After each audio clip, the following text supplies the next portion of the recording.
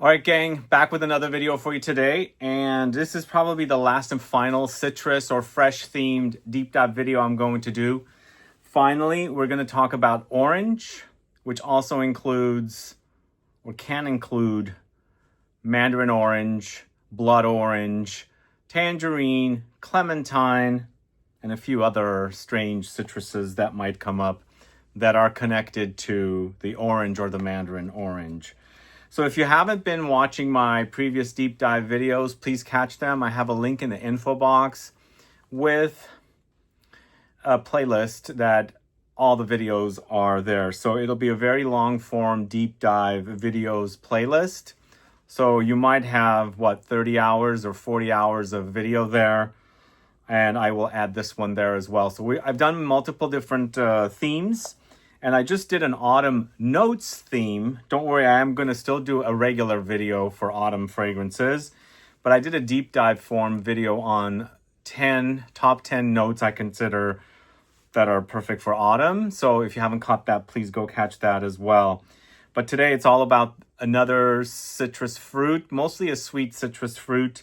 And citruses are some of my favorite types of fragrance notes. But, obviously they're fresh, so they're not the most interesting, but they have a place in it, time to use them. They're perfect in the summertime. And they smell great, and they're very uplifting and invigorating and things like that. It's like a burst of sunshine when you spritz these fragrances on. So this probably, I'm going to have to pause the video for, I have a little visitor here. Sorry, it's a little fruit fly from, I don't know where it came from. But I'm going to have to pause the video at various sections and remove fragrances and so on. We've got around 90 fragrances. I'm deciding no more over 100. It's just way too many, and the chapters do not work over 100. So I've got something around 90, 91, 92, somewhere around there. And with an intro and an outro, the chapters should work. And I've got the fragrances, as much of them tagged. If you are interested in buying any of the fragrances, you can as well. Just an announcement before I get started. If you are subscribed to my Scent Club newsletters or you've purchased past Scent Club kits, mystery boxes, or individual samples from the store, and you chose to be marketed to, today you'll get a notice that we are dropping a new kit number 16. I won't mention what the fragrances are because the official drop is tomorrow, but you'll find out if you have an email reminder that comes in. So we are dropping that today, and today we also still have kit 15. I do have to say, kit 15 has not been very successful. I'm not sure if it's the type of fragrances that are in there. Do let me know why, because the other kits, we hardly have any left. And actually, I'm going to mention that I just dug up some more kit 13s. Kit 13 is featuring the fragrances Tonka Hysteria, Cherry Punk Extrait, and Jasmine White Leather. So we just uncovered some juice, so we decanted them and created kits. So if you were not able to buy the kit 13, we have a few that we're just adding. We still have 14. 14 is about the same amount of how many we found of the 13. And then, of course, 15. 14 actually features, let's see if I can remember right. So we have L'Orchestre Parfum Cocktail Appalachius. We have Essential Parfums Bois Imperial Extrait. And then, of course, my favorite, so addicted to Vanilla Mudslide in the Extrait de Parfum. Obviously, it's an Extrait de Parfum, so super long lasting. So that's kit 14. And then kit 15 we dropped a couple months ago. Those fragrances are... Let's see, what are those?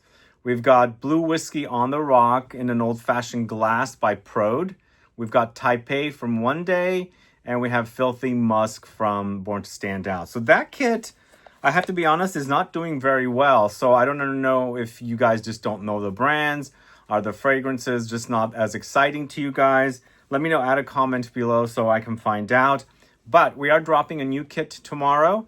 And it's more of a freshy kind of a theme, some leaning green. So it's an exciting one. But if you haven't bought any of these kits, now we have an extra sample that you will get with any kit purchase. One per customer. It's not the size of what comes in the regular scent kits. It's a sample that you might find in a mystery box. So that is first come, first serve. So once we run out, we run out. Then get your kits now, because whichever one you get, but it's one extra sample per customer. And it's a sample we have never featured in any kits before. So it's something new that I think you guys should check out. In fact, I'm going to let you guys know, give you a clue. Let's see. The clue I'm going to give you is that one of the fragrances in this video will feature the sample, the extra free sample that will come if you buy any of the Scent Club kits that we have, whether it's the brand new one, kit 16 or 15, 14 or 13. So yeah, it's one of the fragrances in this video, I should say. And I didn't realize I was having that fragrance here. I don't even know if I pulled that fragrance. I did. Yeah, it's here. All right, so let's get started with the list. We've got some fragrances that I bought once in a while and I never opened them. Like this one, I found at Neiman Marcus. And I bought this at a really highly discounted. So this is from the house of 1969. But I think it was a collaboration with Palm Angels. I bought it for, this is like 200. It does say 200 on the bottom, as you can see right there. But this was like almost like 75% off. I'm opening it up for the first time.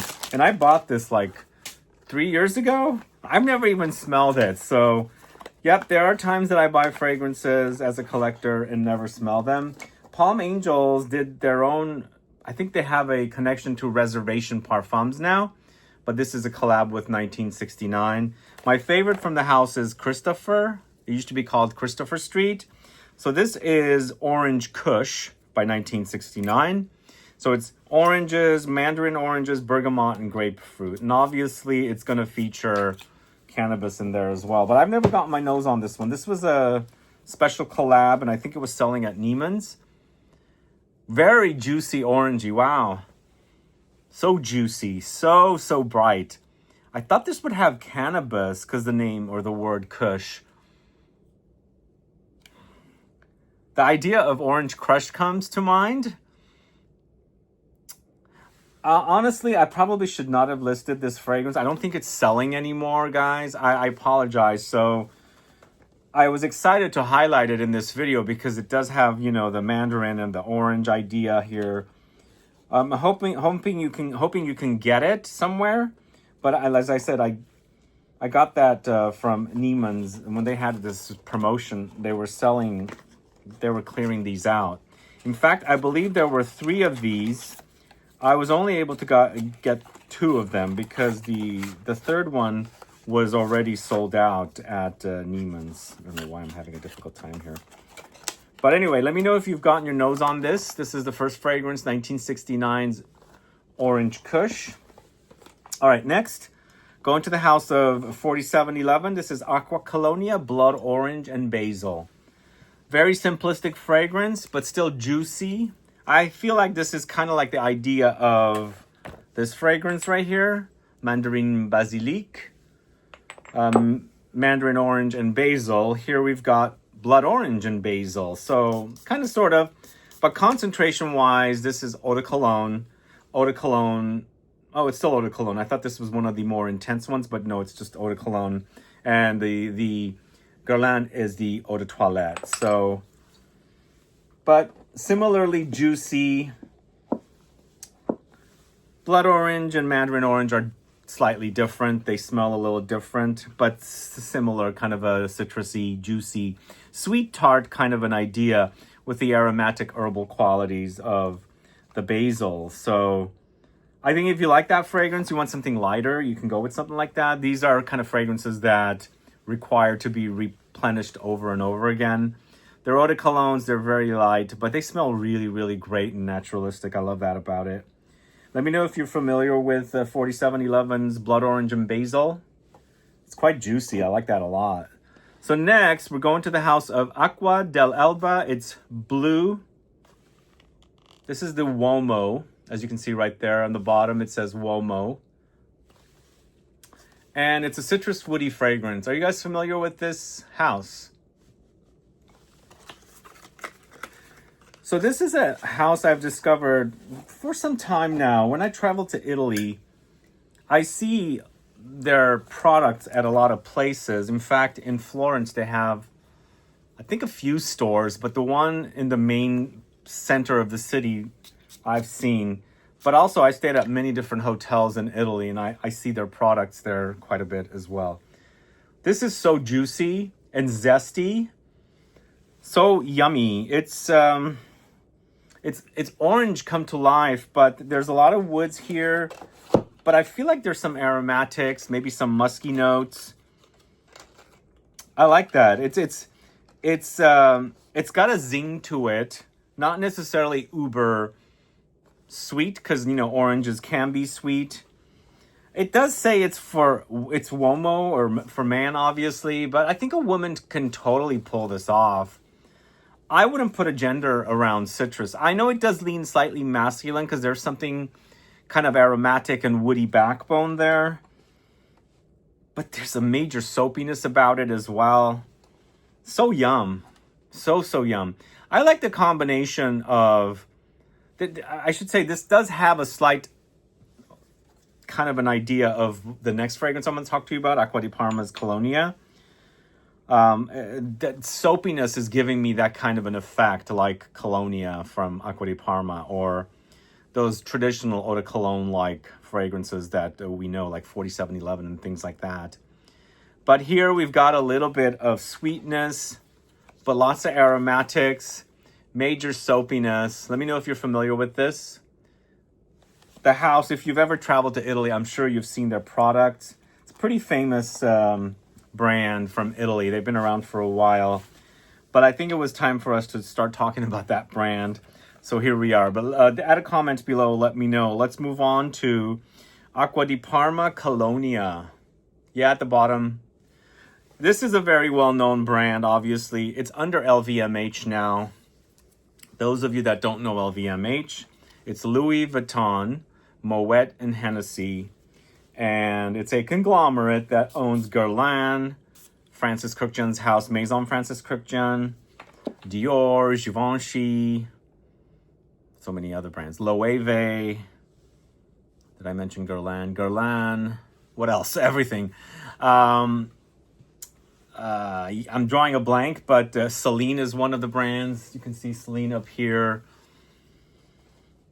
So it gives me the idea of the Acqua dell'Elba blue, but not as sweet. There's a sweetness about the orange in comparison to the citruses or the oranges that are in the Colonia. So in Colonia, I feel like there's lots of aromatics, herbs, green notes. I didn't get the green notes from the Acqua dell'Elba, the blue, but both of them gave me the soapy effect, which I'm getting quite a bit of this as well as that. But there was a slight sweetness and a bit more grounded kind of like a comforting kind of experience in comparison to the Colonia here, which is quite invigorating, like almost like percolating, that kind of an effect, like exciting, Whereas with the orange note, which I should have mentioned probably earlier, orange seems to be more comforting to me. There's a sweetness about it, not as invigorating as something like lemons, or because they're not as sweet. The tartness kind of gives me that kind of more vibrancy, more excitement kind of a thing. Whereas the orange on its own, because it has that sweetness, and you experience it also when you put oranges in your mouth compared to lemons in your mouth. Lemons are so tart and astringent, you're going to wakes up your senses. The oranges you can tolerate because most of the time they're pretty sweet. So next we're going to another Acqua di Parma. This is Acqua di Parma Colonia Il Profumo. This is the latest fragrance I bought from the house. I bought it in... Where did I bought it? I bought it in Paris airport. This and also Guerlain's Bergamot Extrait I bought at the airport. Both of them are under LVMH. So I felt like this was a nice updated take on the Colonia, whereas I find the Colonia to be quite thin. It is an eau de cologne. The Il Profumo does have a thickness about it, so it's acting more concentrated. And basically, probably what they did is took the formula, stripped it down, and built back up on it, and gave us something a little more modern. It does have like the OG is quite classic. I get the classic touches, but here it's a bit smoother, and I feel like the OG can go a bit masculine. Here it does. There's a softness about it, even though it's thicker, it's denser, it's an eau de parfum. There is a softness about it, so I feel like it could be appreciated by women more, whereas some women might not want to wear fragrances that kind of go into the aromatic barbershop direction, which Colonia does. And also the ACQUA del ELBA does as well. There are aromatic touches there that I picked up. But here with the Il Profumo, it's softer, and I feel like the citruses are more amplified, and there's a creamier effect there, thicker, denser altogether. I bought that because I smelled it at Neiman Marcus, fell in love with it, and, you know, I'm a deal bargain hunter. So I bought it at the Paris airport, Charles de Gaulle, and so I didn't have to pay tax, plus the price was less over there than it is here, obviously. So the next fragrance is also an Acqua di Parma. I'm still not sure about this one. So I got this fragrance last year. I was kind of talked into it by a sales associate because Neiman Marcus does the gift card plans or whatever. So you buy a certain amount and you get a gift card, or you buy a certain amount and you get dollars off. So I had to find something to take a better discount. This was the only thing. It's Mandarino de Sicilia. So this fragrance, there is a moldy kind of a, I don't know what it is. I'm having a hard time explaining it, but it's not like a love. It's almost like, you know how citrus fruits turn? They get moldy. So you've got all the smells of the citrus fruits, but you're also picking up the mold with it. I feel like this has a bit of a moldy effect. I don't know why. So it bothers me, almost like a wet dish rag at a bar that has not been washed, and you've been outside and you've got the smell of the world in your, in your nose, and then you come and sit down at this bar and there's this nasty dish rag giving me that kind of a strange moldy kind of a smell with all the mandarin smell. I don't know why I get that from this. I don't know if it's the citruses that they're using. There's probably a bit of a mintiness in this. I don't know why it was approved. It's not very inviting. So I'm talking about it here to you guys because I have it. It's a mandarin orange focused fragrance. But I am so challenged with that. Not because it's animalic or anything. I just get mold from it. Just imagine that citrus fruit that has gotten moldy. It's turned and you're like ready to eat it, and you pick it up and you don't see it on the top, but on the bottom, it's kind of stuck to the bowl or whatever, and it's all like blue and gross. So you immediately throw it away. And that smell, I feel like, is in that fragrance. If you get that from that fragrance, let me know. Maybe it's just my nose, but I don't get it from anything else except for that fragrance. So I don't know what it is. It's just the way it's created, I guess. Next, we've got a fragrance, a cheapie from Adidas, Energy Drive, that focuses on orange. So this is a fragrance that's cheapy, obviously, and it smells like a mass market fragrance. I'm highlighting it here so that you guys know I'm not only focusing on really expensive fragrances. We've got a nice variety of different kinds of fragrances here. So you've got this kind of very common DNA.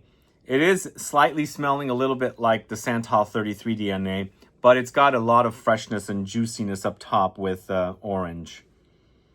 It's simplistic. I think it's a grab-and-go, dumb reach kind of a fragrance. It's fresh. Anyway, Adidas Vibes, Energy Drive. Let me know if you're familiar with that.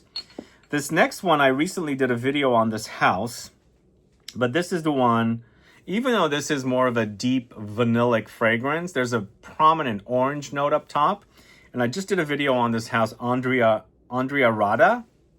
This is Infinite Love, created by Olivier Cresp. It's an intense concentration. So, yeah, you don't have to have orange fragrances that are specifically, you know, freshies. This is a really rich, intense, highly concentrated vanilla fragrance that's super spicy. But up top, there's a lot of orange, and it's quite zingy. Love it. It smells so good. It's so intoxicating. It's sticky, creamy, almost caramelly, balsamic vanilla, but freshened up with that orange up top. Smells fantastic. Let me know if you guys checked out the fragrance or this line when I did my video. This is my favorite in the line. I feel like because it's vanilla, I like the way it smells. There's some familiarity about the way it smells, but fresh up top, but the freshness kind of blends together with the stickiness of the vanilla. It's to die for delicious. So that's Infinite Love from the house of Andrea Rada. Next, going to the house of Armani, it's Orangerie Venice. I always felt like somebody should come up with a perfume brand name called Orangerie. And, well, they got a fragrance named Orangerie. I'm kind of intrigued with history, and I watch a lot of castle shows of people buying and renovating castles, and a lot of them have like an old castle that has an orangery. And it's where they grew plants, I believe. And obviously fragrances are taken from, you know, there's a lot of plants that go into creating fragrances. So I felt like a brand name behind the orangery. Maybe there was one. I've never come across it. But going back to this fragrance, it's very orangey. It's also very green. It's juicy, citrusy. And I feel like I pick up a lot of floral notes, the citrus floral notes in here as well. This is a Dominique Ropillon creation, by the way. We have two back-to-back master perfumers, Olivier Cresp and Dominique Ropillon. Both of them have created some of the world's best fragrances. Portrait of a Lady for Dominique Ropillon, Angel for Olivier Cresp. But there's a slight classic touch with Orangerie Venice. I guess it's translating to an orangery in Venice. But I fell in love with that in 2019, and did I buy it there? I think I bought that in Cannes at a perfume shop in the city of Cannes. I love it. It's a juicy, clean fragrance, perfect for warm weather. If you like oranges, check out Orangerie Venice. So that is by the house of Armani. Then we're going to the house of Art Meets Art. It's Besame Mucho, and it's bitter oranges and citruses for this one. This is what am I saying? So the first fragrance is blood oranges and a lot of citruses, but also, not the first fragrance, the previous fragrance, I should say. So there's also a lot of aromatics in there. There's green notes, but this one is blood mandarin, which is, I guess, some kind of a hybrid citrus. But this is mostly a leather fragrance that also uses citruses to freshen it up. So if you haven't tried this and you like the idea of leather, but you think leather can be very animalic, intense, something that you might not be able to tolerate because it comes off heavy, this is a fresh take on leather. In the end, you have leather, it's drying down, but it starts off very fresh with that blood mandarin citrus note. It's a unique concoction, and it makes it simple to wear leather. Got to be into leather because it's still leather, but it's a very fresh take on leather with its juicy qualities of the blood mandarin. So next, we're going to the house of Atelier Cologne, and I'm speaking about this one because I believe they have some stock out there, but still uncertain about this house. They haven't relaunched in the States. They've redone all their bottles. What is going on with Atelier Cologne? If you guys have any idea, let me know.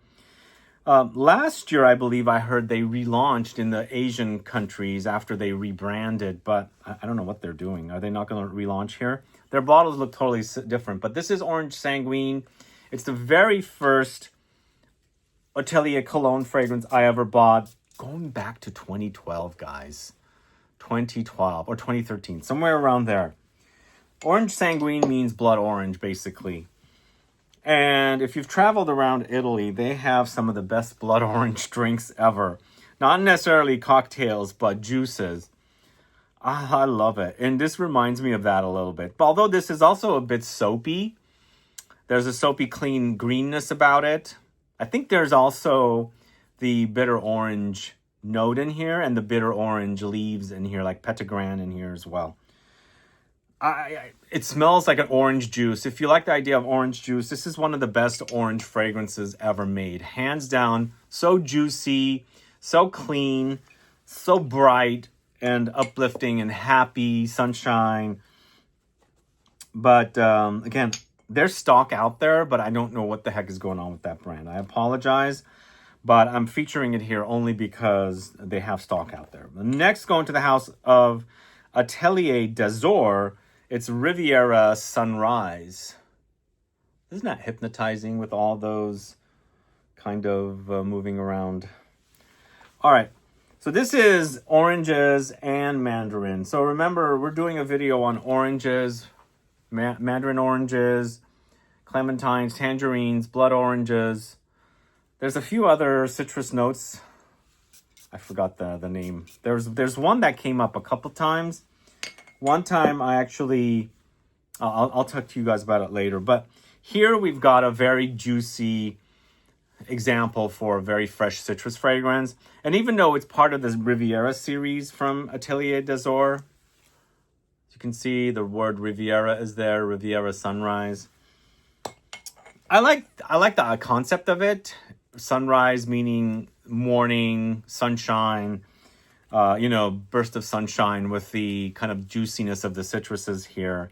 It's a pleasant fragrance. It's quite juicy. It's a fragrance created by Marie Salamagna, who does all of the fragrances for Atelier d'Azur. And going back to Andrea Rada's Infinite Love, which is created by Olivier Cresp, they both work for Firmenich. This fragrance, Infinite Love, also reminds me a little bit of their Lune Feline, but not as musky, but also a much more citrusier and spicier.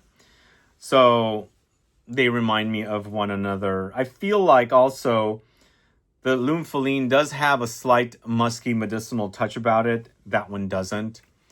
But I'm just giving you a little bit of connection of the fragrances and the brands and the perfumers and things like that.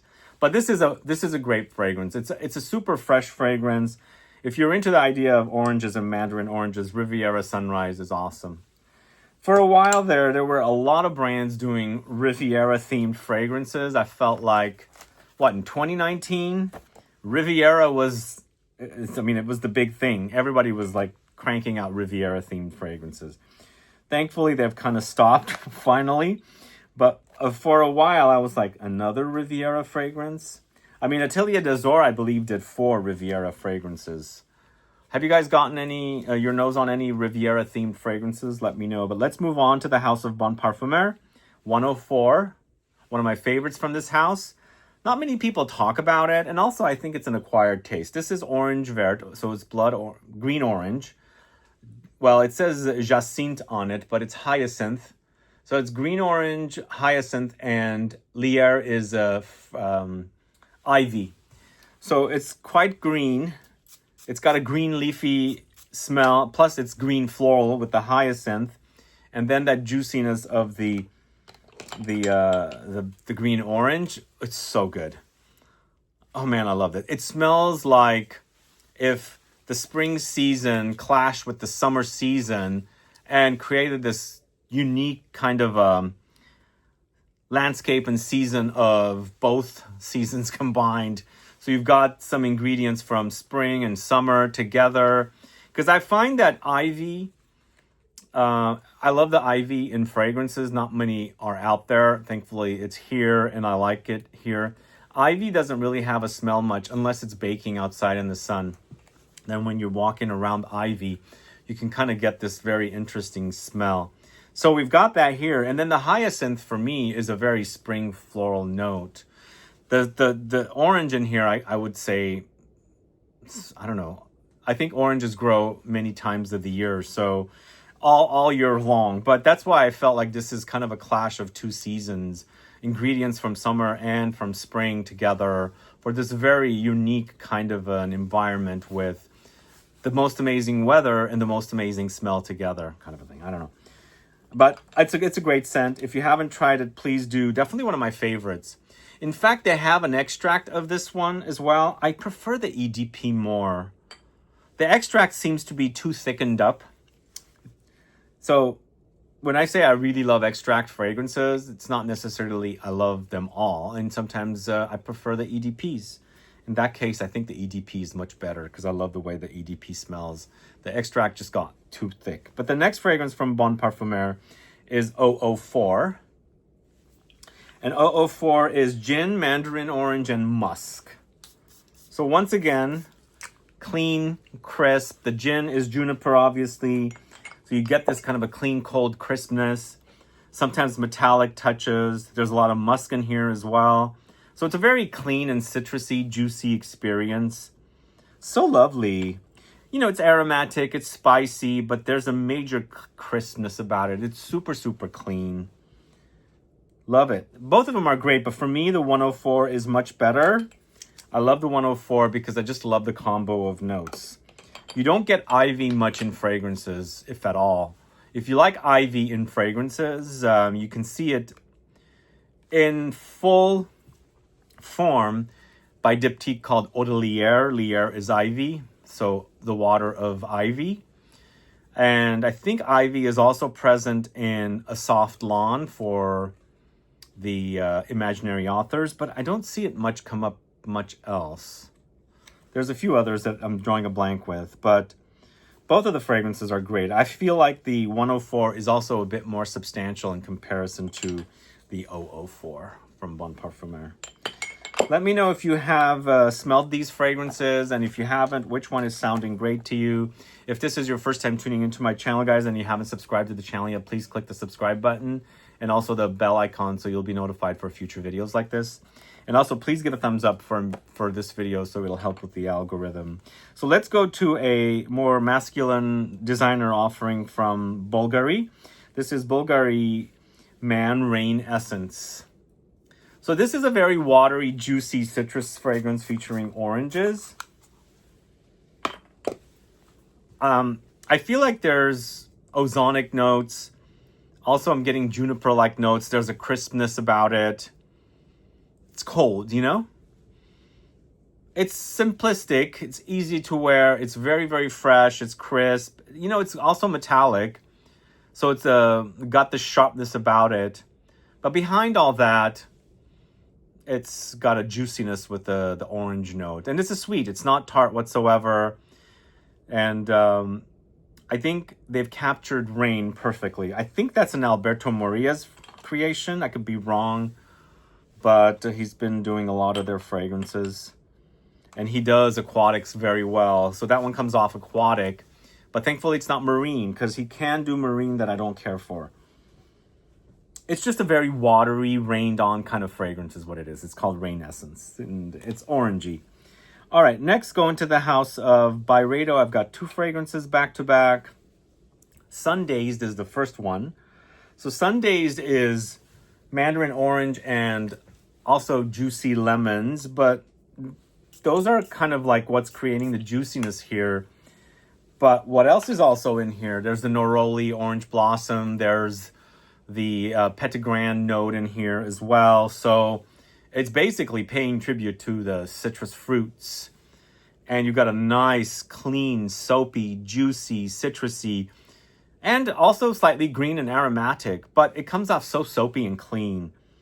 Definitely a really great, solid fragrance. It kind of, you know, maybe paying tribute to your classic eau de cologne-like fragrances like 4711 and things like that. But I love that. Sundazed. Are you familiar with this one? Let me know.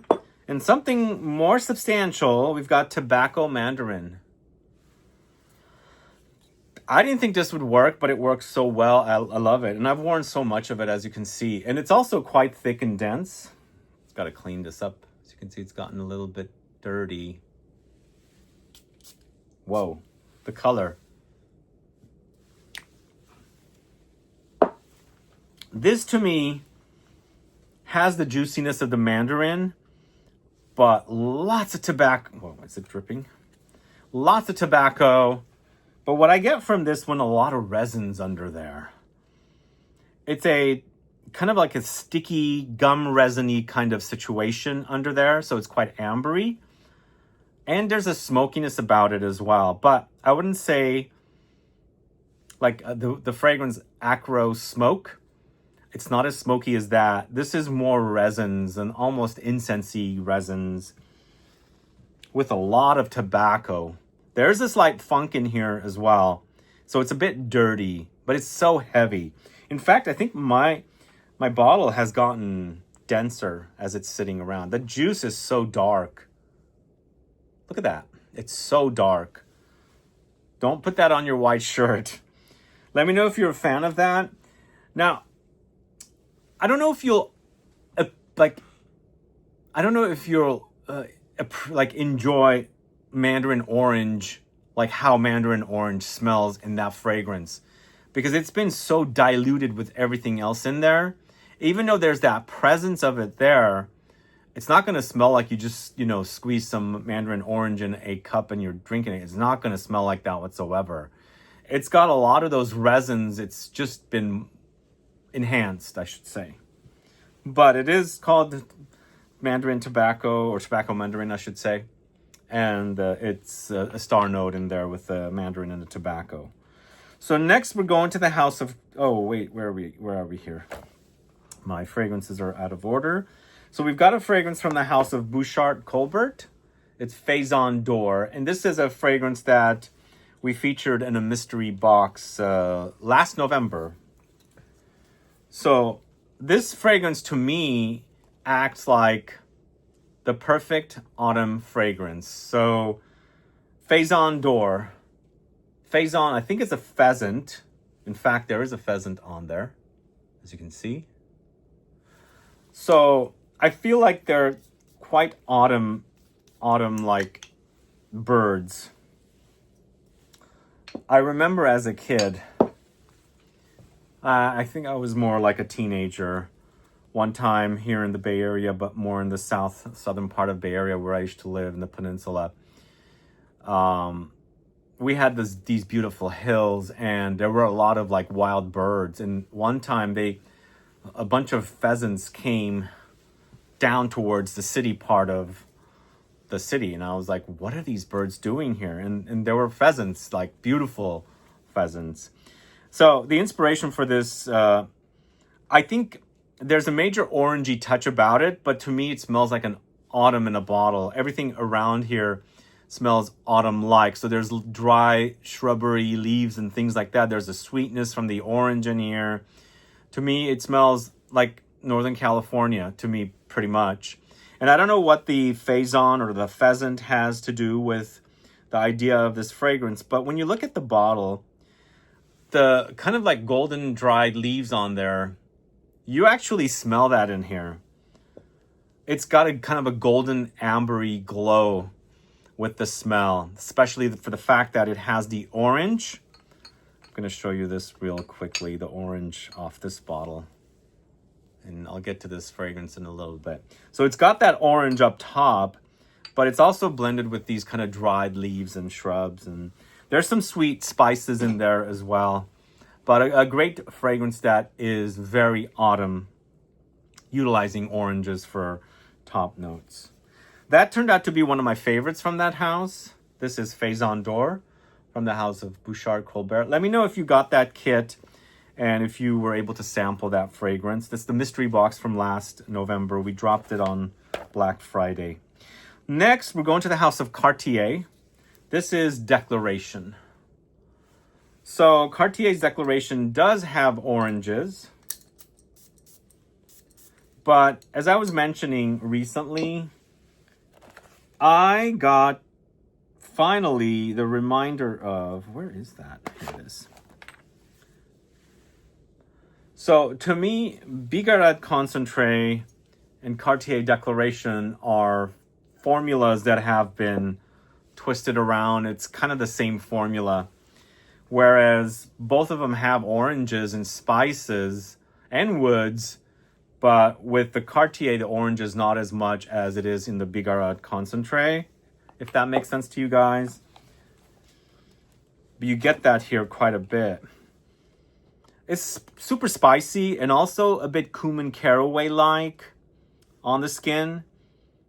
But it's super sexy. It's a long-standing fragrance. I think launched in, either 97 or 99.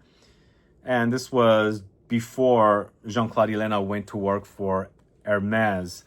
He created that for Cartier. I don't think he was in-house perfumer at Cartier. He just created that for Cartier.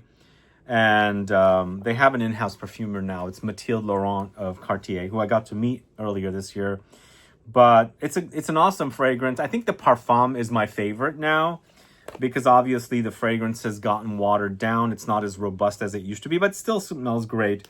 If you like it fresher, go with that. If you like it citrusier, go with the Bigarade Concentrate. And we'll get to that in a little bit, because it's, like I said, it's similar formula, but more citruses in that in comparison to Declaration.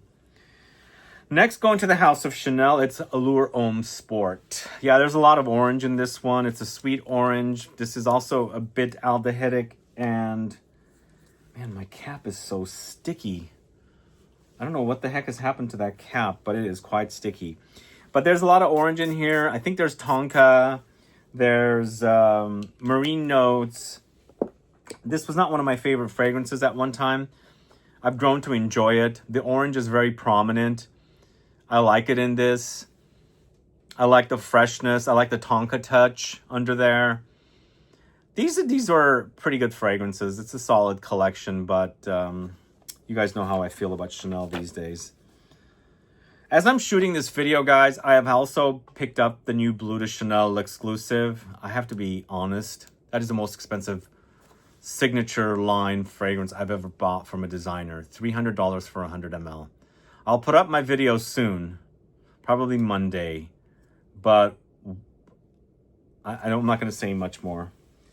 I almost didn't do it, but I'm not going to, even though I'm going to complain about the brand, I think a little clue, I don't think it's worth it, personally. For $300, you can get so many much better fragrances for $300. I mean, $300 with tax added, because it's like $276 for 100 ml, something like that.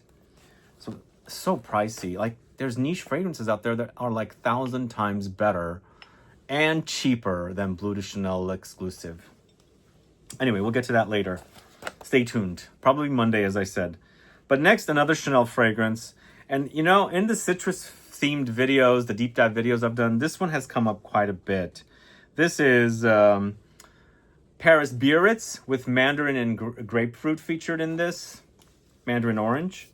But this one also is quite green. It's quite zingy. It's very fresh and citrusy. Lots of aromatics in here. And it does have the kind of classic eau de cologne style feel to it. Like ACQUA di Parma's Colonia and things like that. I love that. It's so invigorating and clean. But it is Chanel. I mean, I'm not holding a grudge much right now. But that's why I keep recommending some of their fragrances. But what are your thoughts on this one? It's definitely my favorite in the Eau collection. I really like the way it smells. It smells fantastic. And then the last fragrance on the first page, we are going to the house of Chopard. This is Orange Moresque.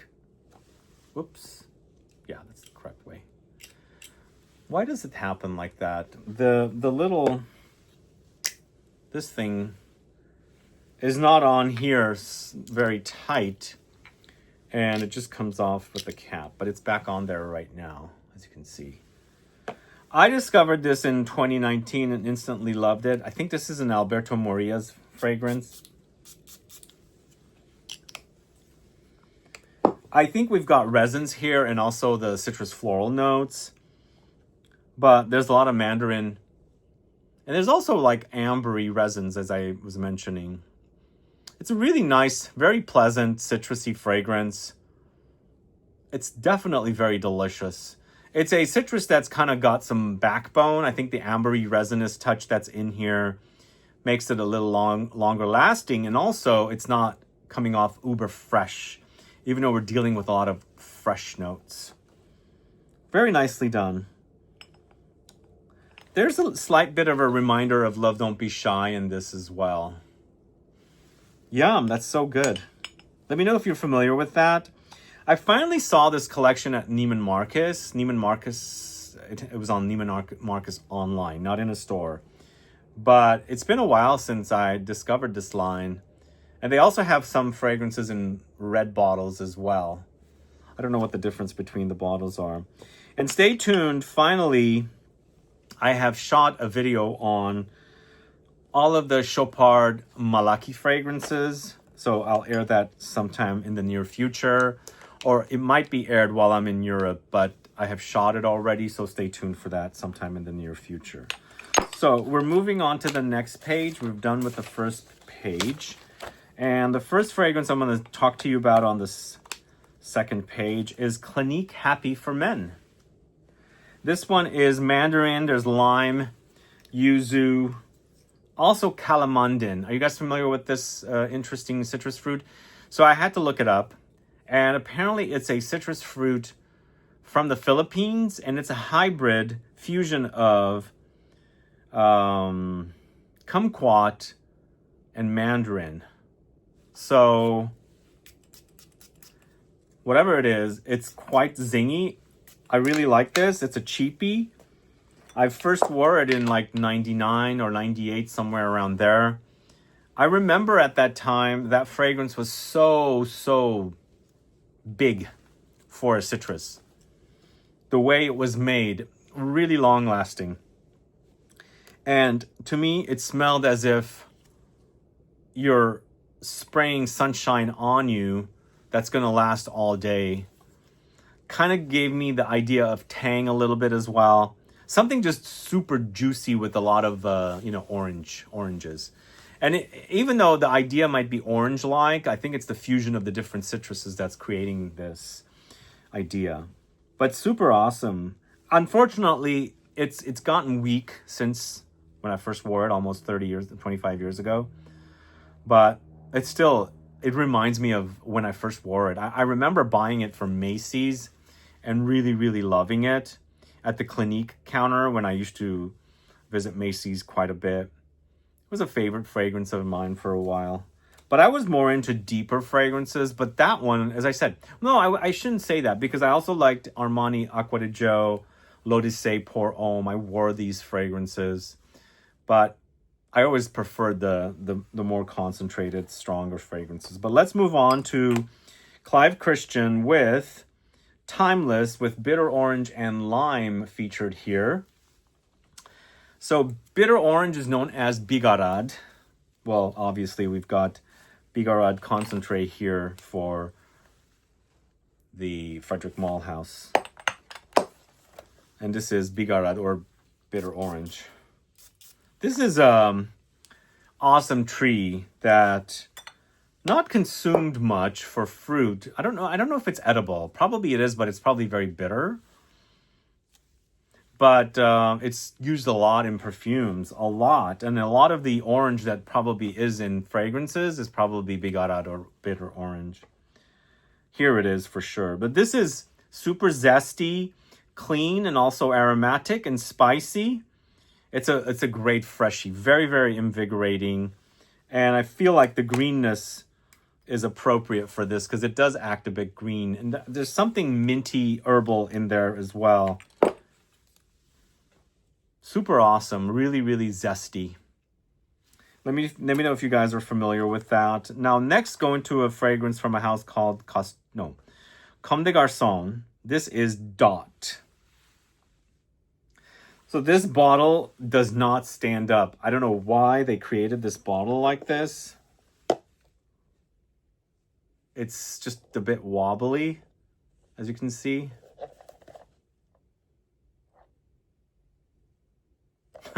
Anyway, it's a fragrance featuring a lot of bitter orange. It's mostly a freshie. Are you guys fans of Comme des Garçons fragrances? So, I get a little bit of incense, but just like their fragrance called Standard, I get incense from that. There's no incense in the notes. I think it's a DNA that the brand uses. There might not be incense in this as well, but there's something slightly smoky, woody in here next to the juiciness of the bitter orange. It's quite simplistic, but very fresh. But again, with that smokiness, there's the idea of a bit more, you know, not necessarily very simplistic, but a bit of complexity there as well. But to me, it's a very fresh fragrance. Let me know if you're familiar with Dot from Comme des Garçons. And then we're going to a house called Costume National. This is See-Through. So if you guys didn't know, Costume National and Juicebox are connected. I've been a fan of Costume National probably going back to like 2012. I discovered them at Barney's. See-Through was the latest fragrance that Costume National launched last year. I think this is a Celine Barrel fragrance, if I'm not mistaken.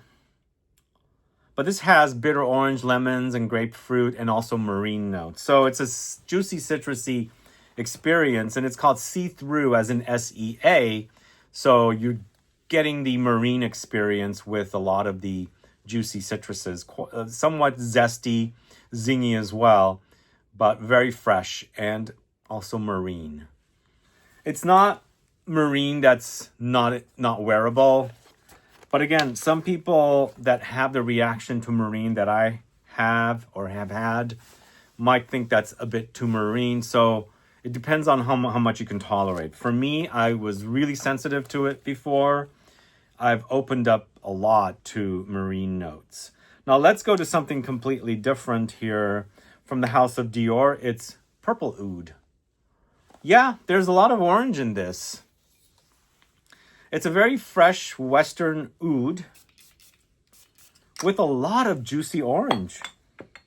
This one does also remind a little bit of Lalique Encre Noire.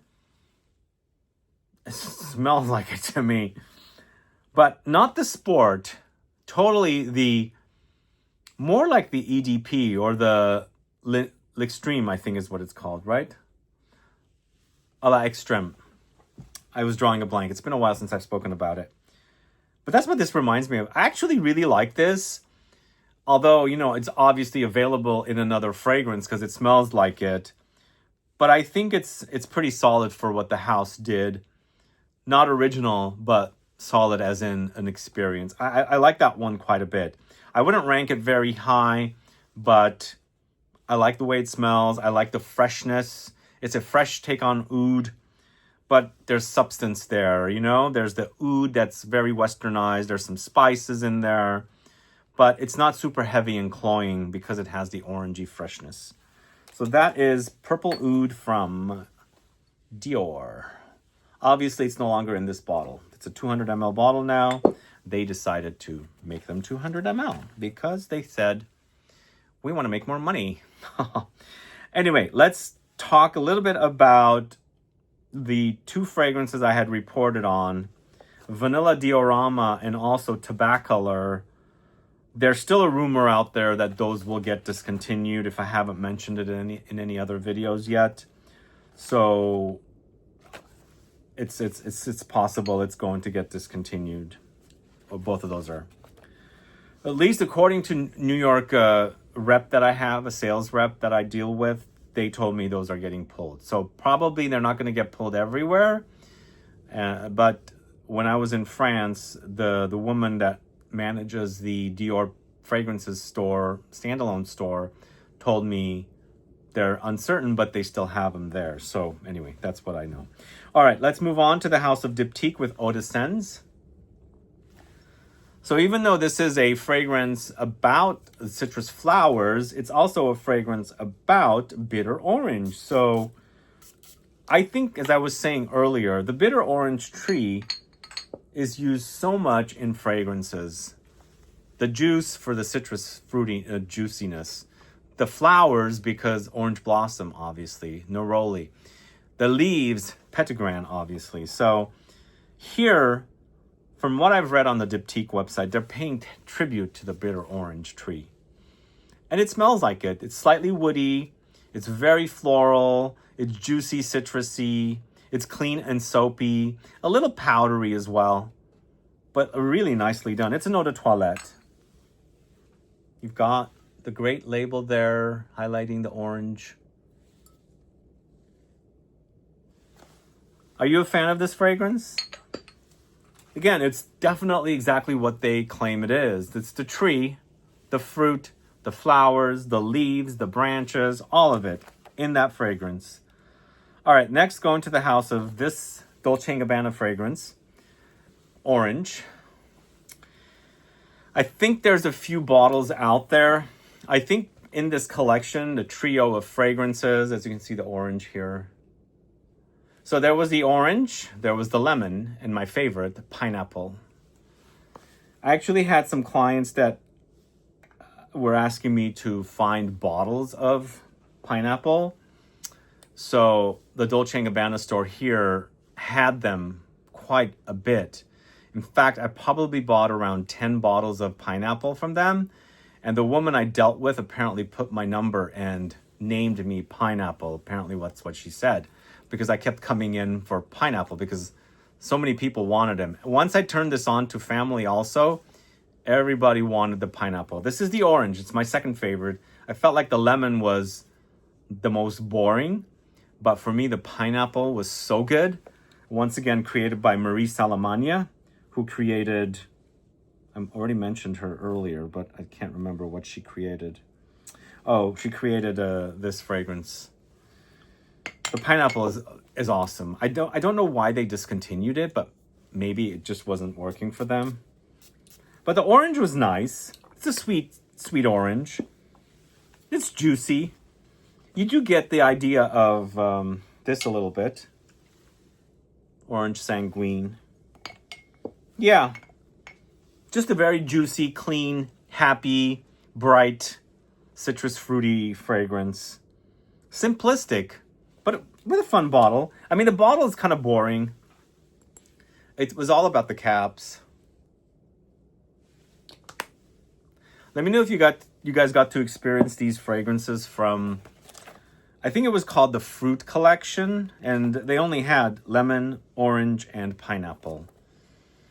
All right, next, talking about Dunhill, Amalfi Citrus. So what is going on with Dunhill, guys? I know that Inter Parfums dropped Dunhill.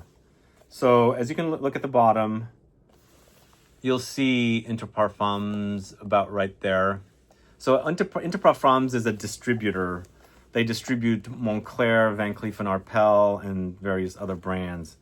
And they also distributed Dunhill, but they've just dropped Dunhill.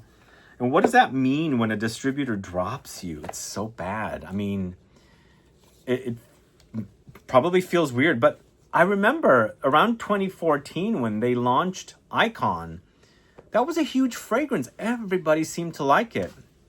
But what happened all of a sudden? I mean, Inter Parfums launched all these like niche style fragrances from this house, but all of a sudden they got dropped. Does anybody have any idea what's going on with Dunhill? Is Dunhill going to Coty, which is where most of them end up at? And what's going on with Dunhill as a brand, those of you that are in the UK? So this is Amalfi Citrus.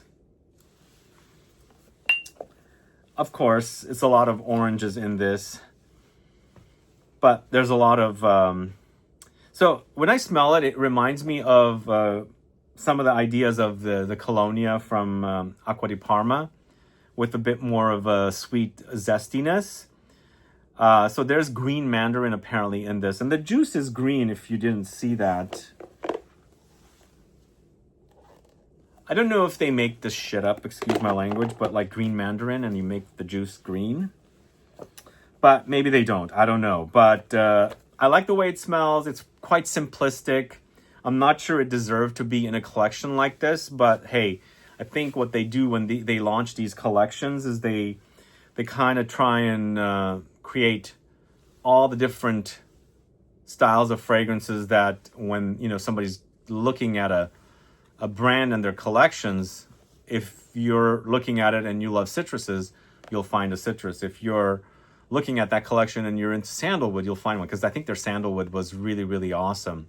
I think that was my favorite in the collection, in this collection.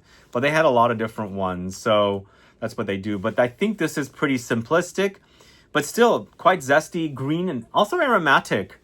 There's some herbal touches there for sure. I can smell them, like green herbs. It's a bit grassy. Maybe there's some vetiver in this as well. It's nice. I have a bottle. I enjoy it. Let me know if you're a fan. And do let me know if you know anything about what's going on with Dunhill. I'd like to find out. When I heard about them being dropped by Inter Parfums, I was a bit bummed. But also, Inter Parfums is signing new brands. And I also heard they just launched their own brand, launched by Inter Parfums. Not a licensing deal, obviously.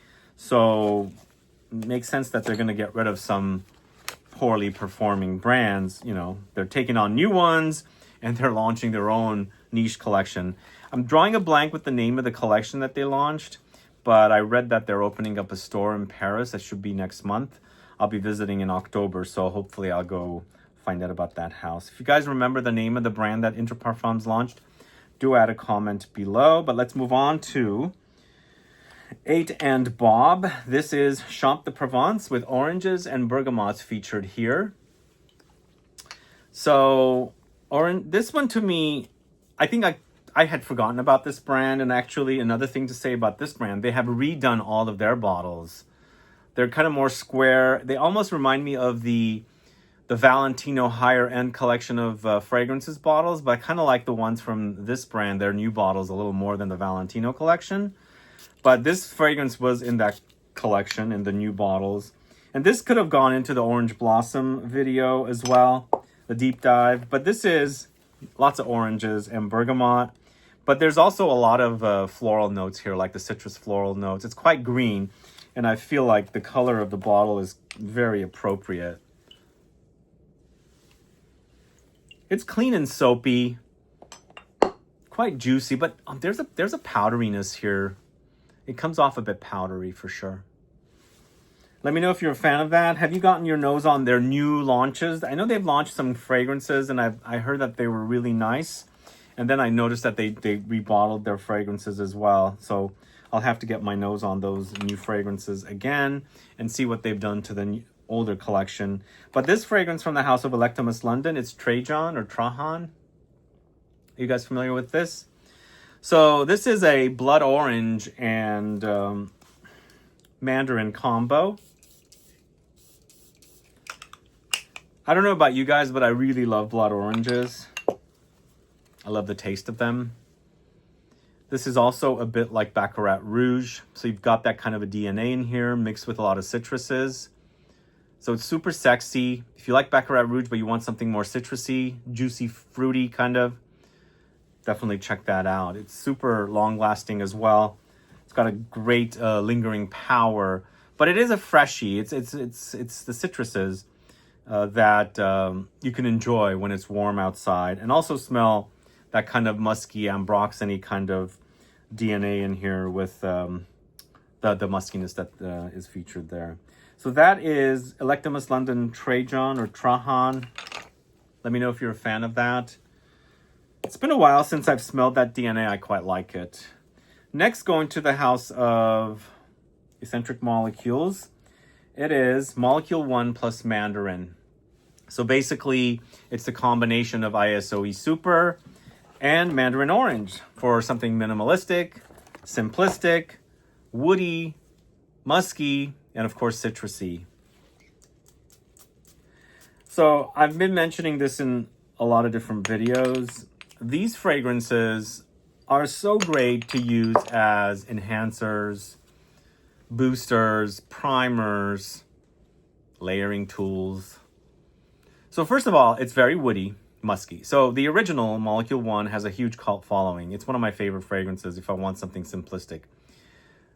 Sure, you will not smell anything when you first put your nose to it. I didn't. It took me a while when you first smell molecule 1. I've heard people say it smells like alcohol. Yeah, it will smell like alcohol. It's some, you have to train your nose to identify the smell. It took me a while and I finally did. But what they've done here is they've got that molecule 1 and they've added Mandarin orange. So if you have a citrus fragrance that you want to boost it up with some Mandarin orange to intensify it a little bit, use that as the base, spray it on, let it dry, and then spray your citrus fragrance on. It should prolong the life a little bit. I wouldn't say it's going to perform miracles, but it does boost your fragrance a little bit. On its own, woody, zingy. It's a little tart take on Mandarin oranges. And for me, when I eat Mandarin in the wintertime, I want it to be sweet tart, leaning on the tart side. I'm not much into the sweet citrus fruits much. So this to me smells like kind of a very tart, but sweetness added to, or containing sweetness, kind of a Mandarin. Really love that. It smells so good. So good. This is Eccentric Molecules, Molecule 1 plus Mandarin. They do have a new Extrait de Parfum coming soon of one of the, I think it's Eccentric 2. And from what I heard from the grapevine, there's also a brand new fragrance coming from them, but I don't know much about the details on that one. All right, next going to the house of Essential Parfums, it's Orange X Santal. So we did 2-for-1 offers of these fragrances recently. Hopefully you guys caught them. So the 2-for-1 was 2 bottles for the price of 1 of these. And we have still 3 more left. Nobody wants the musk and the rose combo. So it's 2 for the price of 1. If you want those bottles, guys, it's in the store now. There's only 3 left. So get your bottles. Give them as gifts because you're only paying for 1 bottle and you're getting 2 bottles. But we did have these, and we had the combo of this with vanilla, and I believe we had it with the bergamot and this as well. Those sold out right away. But this to me is a really nice, creamy, smooth, cozy citrus woody fragrance. And the sandalwood in this is so super creamy and smooth. I like that. That always adds a coziness. And I was mentioning earlier, the sweetness of the orange also creates that kind of super coziness.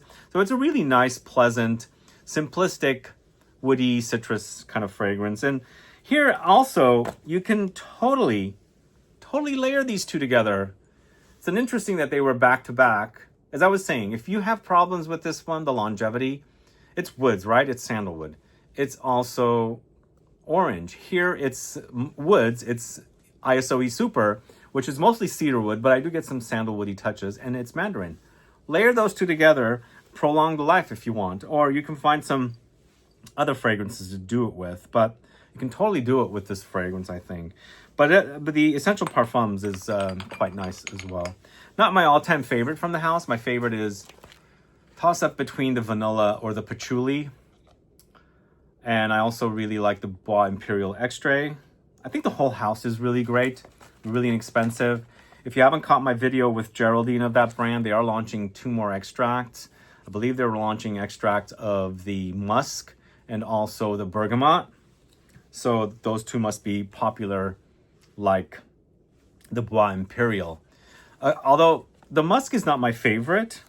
I'm hoping the extract becomes a favorite. But for me, for some reason, I don't care for the musk from Essential Parfums. It just doesn't work for me. And I'm a big lover of musk, so I don't get it. I really don't get it. Let me know if you're a fan of the musk from the House of Essential Parfums. And as I said, there's 3 more boxes, 2-for-1, musk and rose in the store right now if you are looking for some new fragrances. Anyway, let's move on to the next fragrance. We're going to the House of Frederic Malle. And it is Bigarade Concentree, created by Jean-Claude Helena. And as I was saying earlier, Declaration and Bigarade Concentree to me seem like the same formula, the notes twisted. They smell alike, but when you smell them, you get a lot more orange, bitter orange in the Bigarade Concentree than you get here. But when you really slow down and smell the fragrances and smell all the notes individually, they are very similar. Just as I said, more citruses here with the Bigarade Concentree, more spices and woods with the Declaration. But I bought this as a tester. Yeah, as a tester. I bought it from Joma Shop. It came without a box. And By the way, guys, I'm so pissed off at Joma's shop lately. I bought fragrances at the beginning of June, and I just got them in a few days ago. It's insane took amount of time it took, and I'll report on it when I do the haul video eventually, because I've been wanting to do a haul video since I came back from Europe, but I've been waiting for these freaking fragrances to come, and they just came, but along the way I ordered more fragrances. Those are also taking a long time, so from the same place, Joma Shop. I love Joma Shop. Their prices are so good, but man, they take so long. But yeah, I did order the Bigarade concentrate from there. That one didn't take as long. And I can't believe how good it is. All along, I've had the Cologne Bigarade. And my Cologne Bigarade has turned somehow. It was purchased by somebody selling it. So I don't know, maybe they didn't keep it in a good condition. Because my studio here is temperature controlled. But it turned. So I was like, am I going to buy another Bigarade Cologne Bigarade? Or am I going to get the Bigarade concentrate? I got the Bigarade concentrate, and I can't believe how good it is. And it's at this time that I realized it's kind of connected to Declaration. But because, you know, it's similar formula, just notes are twisted around. But here it's quite zingy. So super zingy. It's so juicy and zingy. It's the bitter orange come to life. But the cardamom spices in here that is in Declaration. The caraway cumin-like spices in here that's in Declaration. There's woods as well, but what he's done is just totally amplified the orange. You can probably layer those two fragrances together too, because they're kind of similarly connected. You might balance it out. So you can layer Declaration with Bigarade Concentrate. Very interesting, but I love that fragrance. I can't believe how good it is. Anyway, let me know if you're a fan of Bigarade Concentrate. Add a comment below. Next, another Frederic Malle, and this one is actually a deeper fragrance. This is Noir Epices. What I like about this one is it reminds me of an orange with a ton of cloves stuck on them. Quite orangey, but also quite warm spicy to me. And I get a kind of a clove spiciness. But to me, there's a major vintage touch about this fragrance that it wasn't doing it before, but lately it reminds me of something I had put my nose on many, many years ago, like 10, 15, 20 years ago. So there's a classic vibe about it, but it's super spicy. It's super citrusy, juicy, but not tart.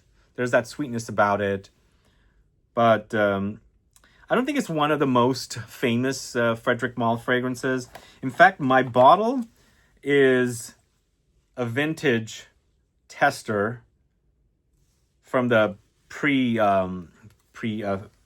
Estee Lauder.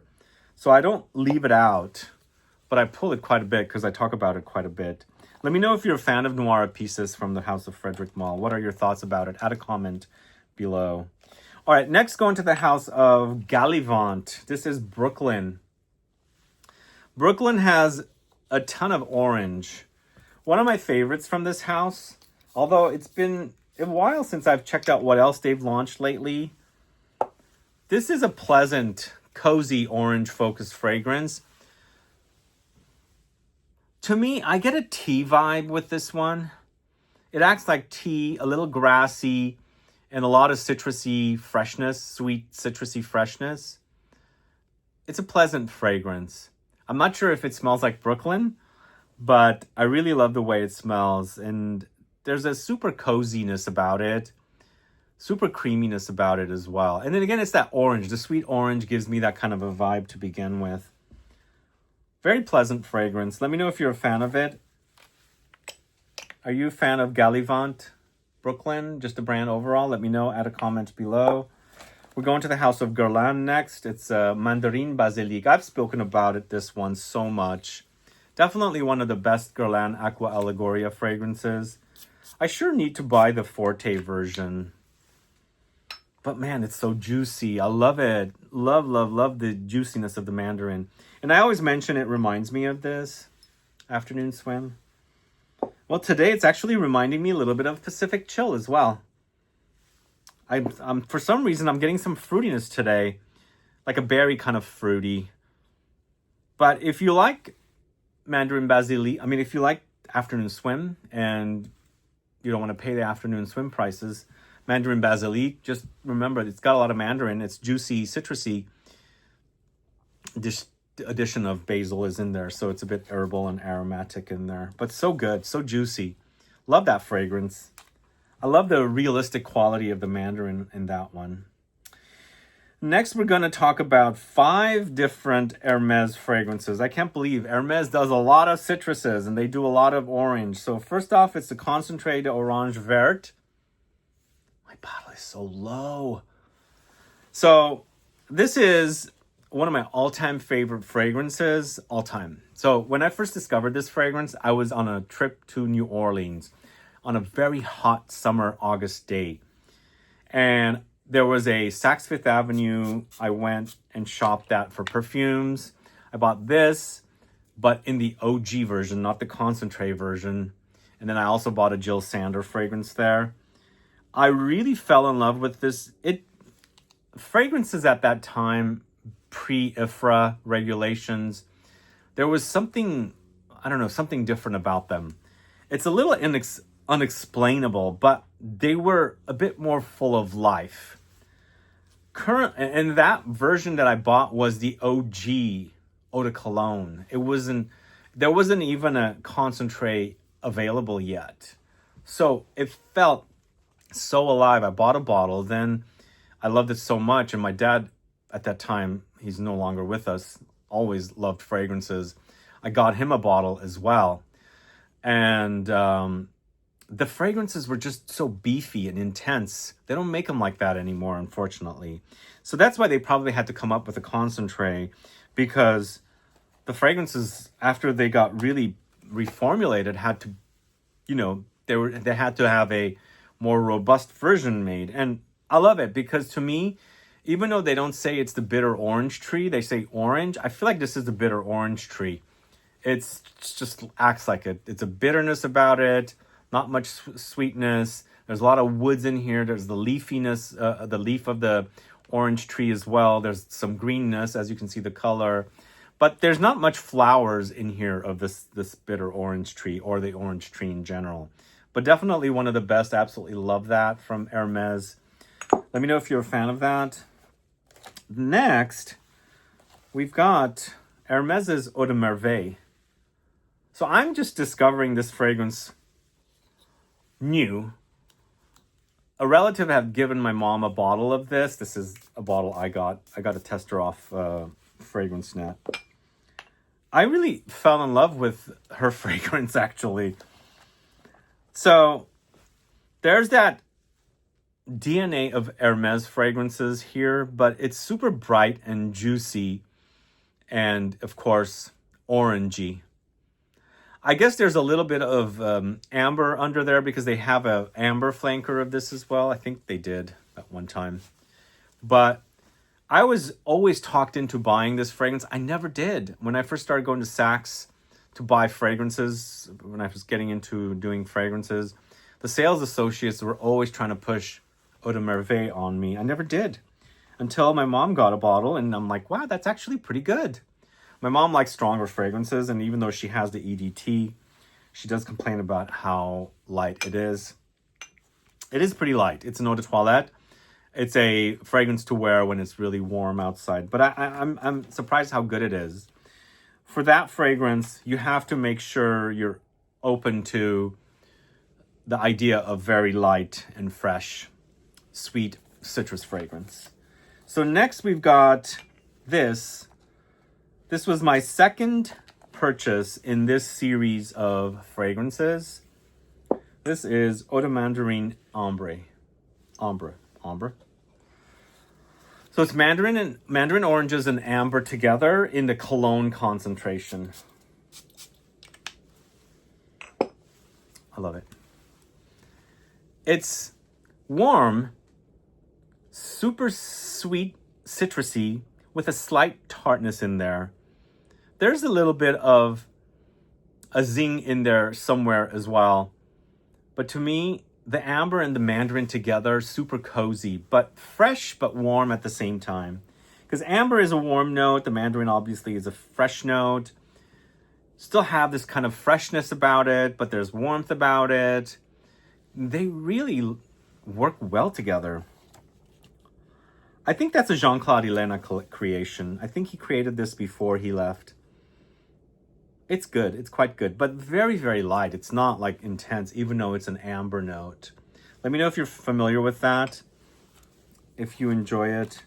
Do you enjoy the colognes from the house of Hermes? We've got one more cologne. This next one is Eau de Neroli Doré. And this was actually in the Neroli video from a few weeks back, but this one also has bitter orange in it. So obviously the Neroli comes from the bitter orange tree. And you're also throwing in the fruit in there as well, because you do need some citrusy fruitiness in there to have that, citrus floral note work with it. And it works really wonderful together here. Juicy, also floral, soapy, and also clean, and a bit woody and musky as well. I actually really love that.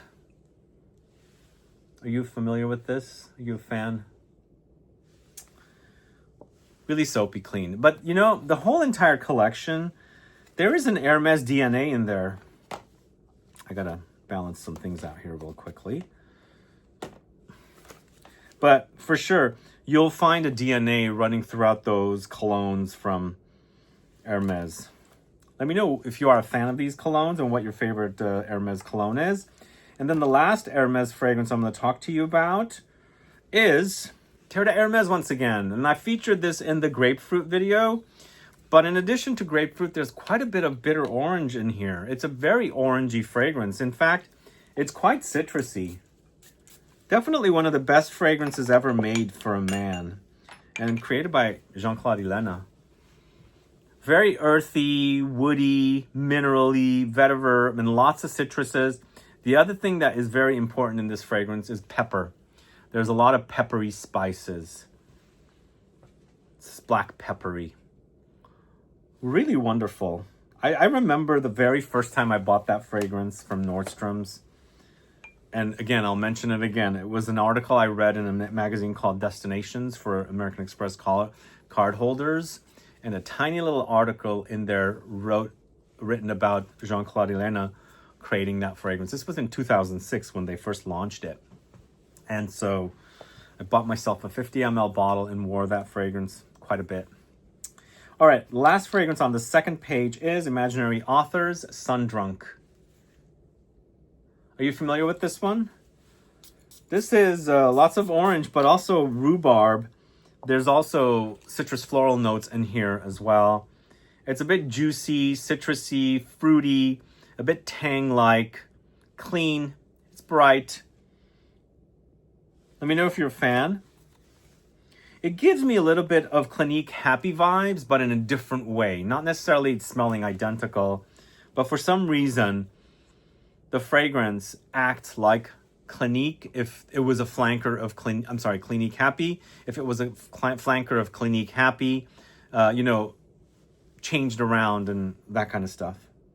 But it's a fun fragrance, Sundrunk. What do you guys think of the name? Let me know if you're a fan of that. Add a comment below. So that's that. That's the last fragrance on the second page. We're moving on to the third page.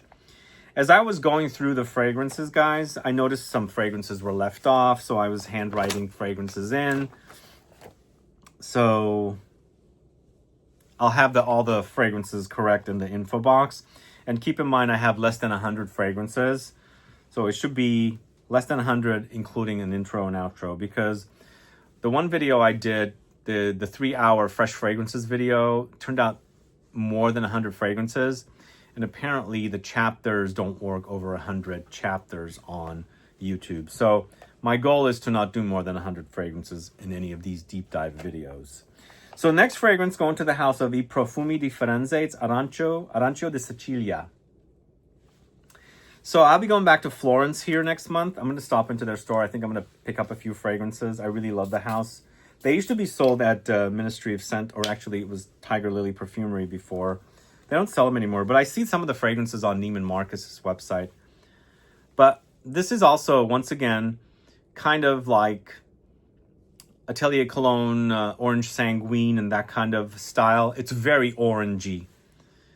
but also very simplistic. It acts like orange juice. And when you're drinking orange juice, what's in there? Just oranges, right? Especially if you're like juicing it yourself. So it acts like orange juice. It's very fresh. It's bright, clean, sweet, fruity, citrusy, fresh, simplistic. It's for someone that wants one thing, and all it is a lot of oranges. I'm sure there's other things added in there, but it acts like there's just oranges in there. It's Arancio de Sicilia. This fragrance house, their fragrances are really fun. I always visit their shop in Florence. It's in the big square where they have the statue of David and some of the other statues. And their fragrances are not that expensive there.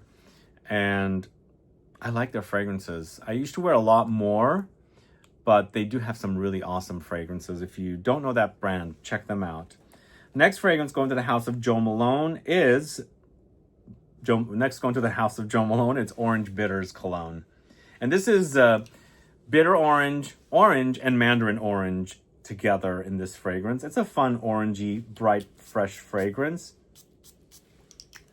So I have this thing, if I don't want to drink liquor, when I go to a bar with a friend, I get myself some club soda or soda water, and I add some bitters in there. Especially I have something wrong with my stomach or something. And I like the idea of orange bitters. And I think I'm going to ask for orange bitters next time, because it'll give it a citrusy edge. And you're drinking something sparkling, unflavored pretty much, and you're adding in some bitters to flavor it a little bit. I love that. I love drinking that. Here, once again, it's a simplistic orange fragrance. It's an eau de cologne. It's Joe Malone. So it's a who's who of citruses. There's a bitterness about it. There's a sweetness about it. It's a cleanness about it. It's bright and happy. I think it's a great citrus fragrance. I think they also always change the look of their bottles. I think they launch a new one every year. Is it true? This is one from several years ago, and I still like the way it smells. It's very cozy. And going back to the idea of citruses again, the difference between orange and lemons. Lemons, I was mentioning, if you put lemons in your mouth, you're going to like wake up. Whereas the oranges are going to be mostly sweet, and you're not going to like really wake up like that. Shock your system kind of a thing. So there's something smooth and cozy about the orange citrus compared to lemons. So next, going to the house of, where are we? Youp Go. I did a haul video on Youp fragrances. If you haven't caught that video, please go catch it. This was in there. It's a cheapie. I actually sampled a lot of Youp fragrances at one of the Mueller stores. Mueller? In Germany. I was actually in Austria, and I took a train, I think, to this lake town. And there, it was a tiny little town in Germany next to Austria, and there was a Mueller store. I spent so much time looking at fragrances in that store. But this is a simplistic orangey, freshy. It does have a very designer DNA, but you can really pick up the juiciness of the citruses. And once again, it's not zingy, it's not tart, it's sweet and pleasant. Not overly this and overly that. The only thing I don't like about it, it does smell a bit common, but I think once I get past it, I think it's a very wearable, freshy. It's the kind of fragrance that's so cheap you can put it in your gym bag and spritz yourself with it. Won't break the bank, and you'll smell pleasant, kind of a thing. Or just wear it day in and out. I think it could be a great office fragrance as well, because, it's not gonna turn people off. So next, going to the house of Javoy. It's ACQUA Memorabilis. So this is Clementines. So that's one thing I need to do my research on. The difference between Mandarin orange, Clementines, and Tangerine. What's the difference? Do they taste different? All I know is I love tangerine juice. In fact, I used to buy tangerine juice and drink it. I loved it more than orange juice. But I don't drink much juice anymore. I just feel like they're just very caloric. But this, it's quite fresh, but also super juicy, zingy, and very citrusy. And also, this does have some molecular notes, musky notes in there. It's a citrus, so it's mostly a freshy, but you do have some substance there. And you have, woods and musky notes in the base notes. Along the way, there's some spices and aromatics in there as well. So it's acting a bit spicy. It's acting a bit aromatic, but super juicy. Really wonderful. Again, it's not one of the ooh-ah fragrances from the house of, Javoy. My favorites still are Psychedelic, Incident Diplomatique, Remember Me, Private Label. But that's a solid freshie. If you like fresh fragrances, you won't be disappointed with that one.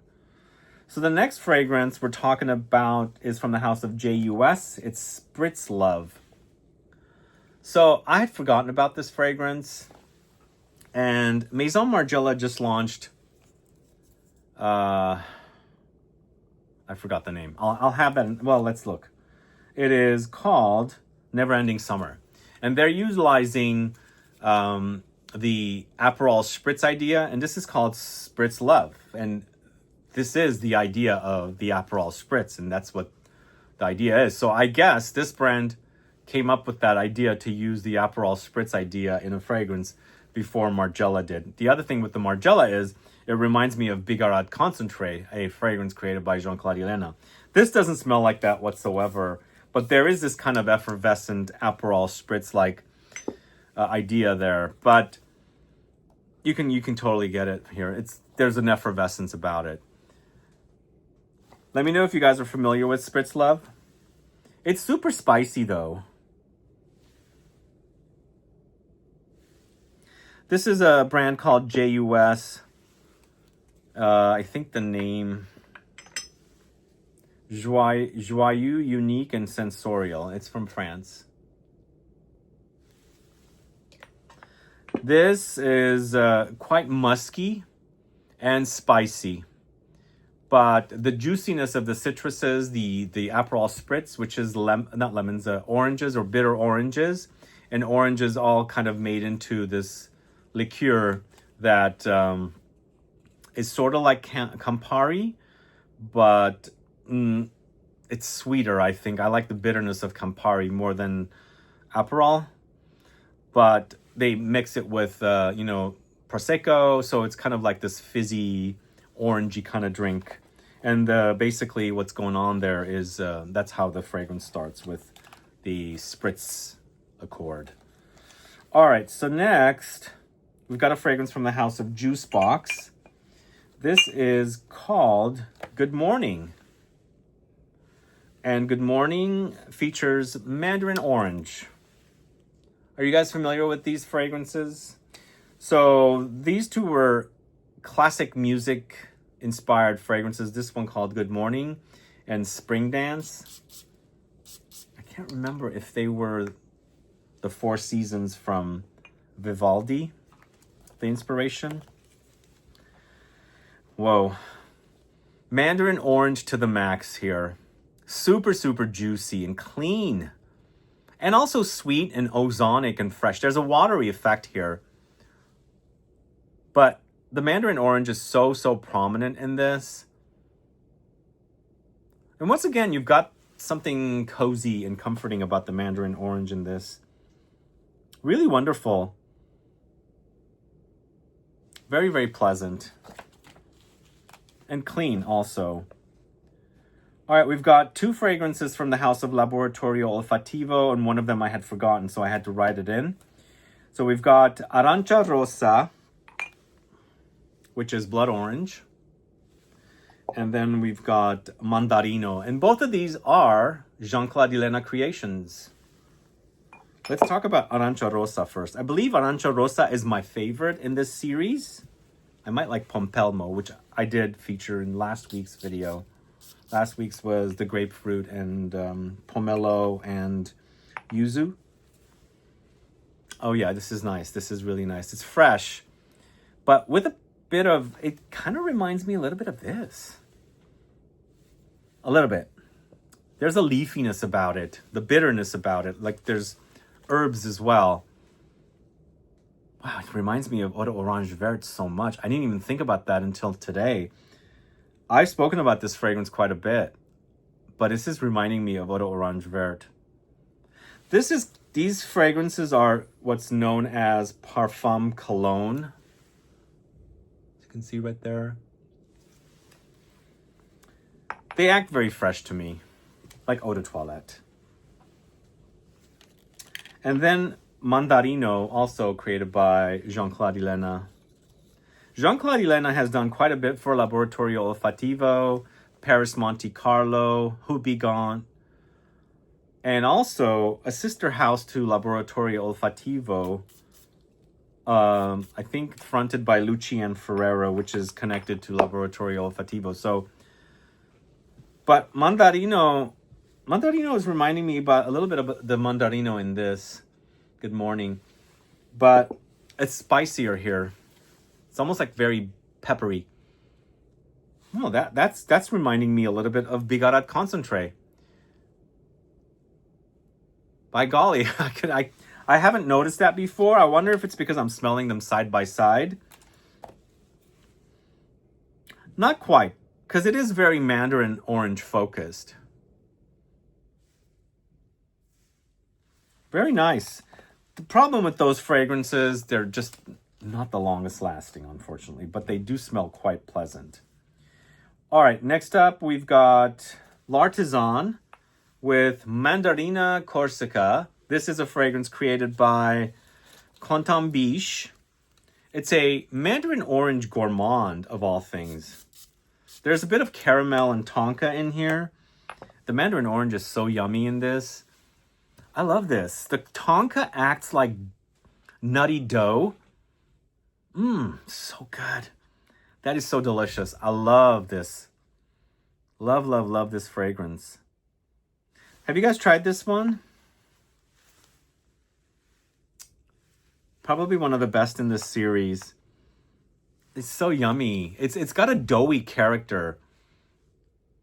Like, I've mixed dough before, you know, from scratch and all that kind of stuff. Imagine you've prepared your dough and you've put in chopped nuts in there and you've got squeezed Mandarin orange in there. Super delicious. That is so yummy. Some of the fragrances are smelling really great today. I don't know why. But next we've got a fragrance, a cheapie from the house of Le Monde Gourmand. It's Clementine Bisou. So is that a Clementine Kiss? These are cheapies. In fact, when I go visit family, Central Valley, I go to the cheapie stores like Marshall's and TJ Maxx. They have these all over. But I actually really like the way this smells. It's very, very zingy. It's very, very fresh, sweet, tart, juicy, really juicy. And basically, it's almost like squeezed clementine juice. I think there's a little bit of musk in here, some light spices, but it's so super fresh. This one, you can probably get for $25. Clementine Bisou. I think it's nicely done for a cheapie. And it is an eau de parfum concentration, as you can see. I mixed in cheapies in here. I've mixed in expensive fragrances. I just wanted to give you guys all of the orange, bitter orange, Mandarin orange, clementine, tangerine fragrances so you guys can tune into just one video. All right, next, we're going to a fragrance by the house of L'Anthropiste. It's Altamura. Are you guys familiar with this one? If you caught my video with Bertrand Duchaufour, we went over all of the fragrances. This fragrance, the idea, the inspiration was this very interesting wall. I don't even know how to explain it. Go catch the video to find out more about. I think somewhere in southern Italy, there were these discoveries of skulls preserved in walls. And they had this kind of color of orange. So the inspiration is incense with orange.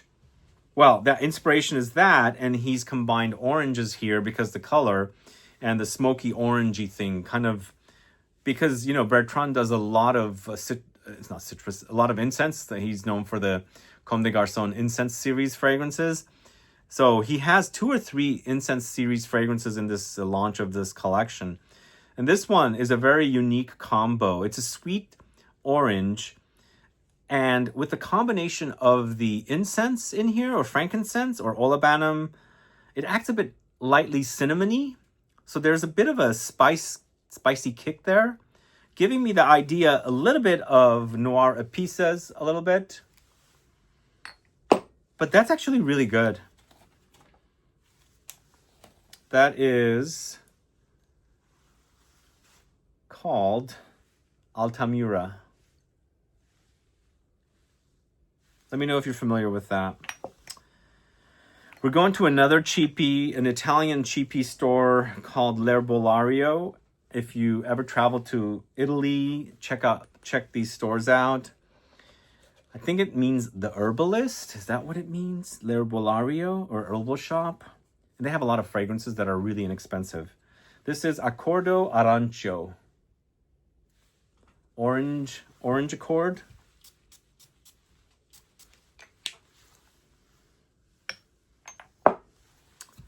This is bitter orange, lemons, and bergamot. And you can tell that the bitter orange is here, but it's a nice balance of bitter orange, lemons, and bergamot together. So you're not experiencing the bitter orange in its 100% full capacity, but it's a nice fusion of citruses. It's very fresh, slightly zingy, and also a little bit floral too, but very simplistic. It's cheap. The fragrances are about 30 euros. I think they're about $50 in the States. Yeah, on the back it says mandarin orange, bitter orange, plums, and vanilla. I have several of the fragrances of this house. One of them is somewhat similar to Musc Ravageur. What's the name of that one? Somebody put it in because I'm drawing a blank with the name. I think that's probably one of the most popular. And they used to have a fragrance called Dulce Cire. Actually, the one that smells like Musc Ravageur is called Mejares. But they used to have a fragrance called Dulce Cire, and that one got discontinued, sadly. Apparently, when I was there last, 2 years ago, they told me it was discontinued. But let's move on to the House of Loewe, to one of their older bottles, and it's called Solo Loewe. These bottles are all changed now. They have become uniform. And I think their creative director, who actually, I think, went to Dior now, he's the one that was pretty responsible for changing things around at Loewe. Their fragrances are not necessarily the most hyped, also not easily found, but I discovered Loewe fragrances at El Corte Inglés, the department store, when I was traveling to Spain a lot more frequently. But probably around 2015 or 16, they put out the 001 man and 001 woman fragrances at Barney's and also Nordstrom's, and that's when I bought myself a bottle of each, and then everything else is history. Are you guys a fan of Loewe fragrances? Are you a fan of Solo Loewe? This is a mandarin orange and I think ambery, woody kind of a fragrance. Very simplistic. It's sweet, not too tart or tangy or zesty. Just a pleasant citrus with woods, spices, amber. It's a bit ambery. Not like a huge amount of amber though.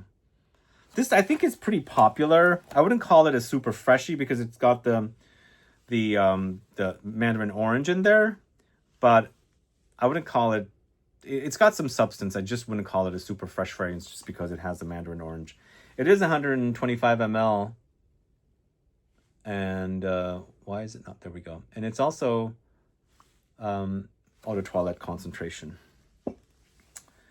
All right, next, going to the house of L'Orchestre Parfum. This is Electro Limonade. This is clementine, lemons, and bergamot. So, I mean, it's a nice fusion of those three citruses. In the end, it's about lemonade. So it might come off a bit more lemony than clementine or mandarin orange like. But to me, this one also has a sweetness about it. And I think because of this, you're not experiencing lemons mostly. So lemons to me, out of all the citruses, are the most tart, most, sour. Grapefruit tends to go bitter. Any of the grapefruit like pomelo and yuzu. And then oranges generally are sweet. Mandarin orange is a unique sweetness, but I actually also prefer oranges to be sweet tart. Both Mandarin orange and oranges, or Mandarin, like clementines and tangerine, I prefer them to be sweet tart. Lemons, I don't consume much, but I used to love eating lemons. I use them in salads.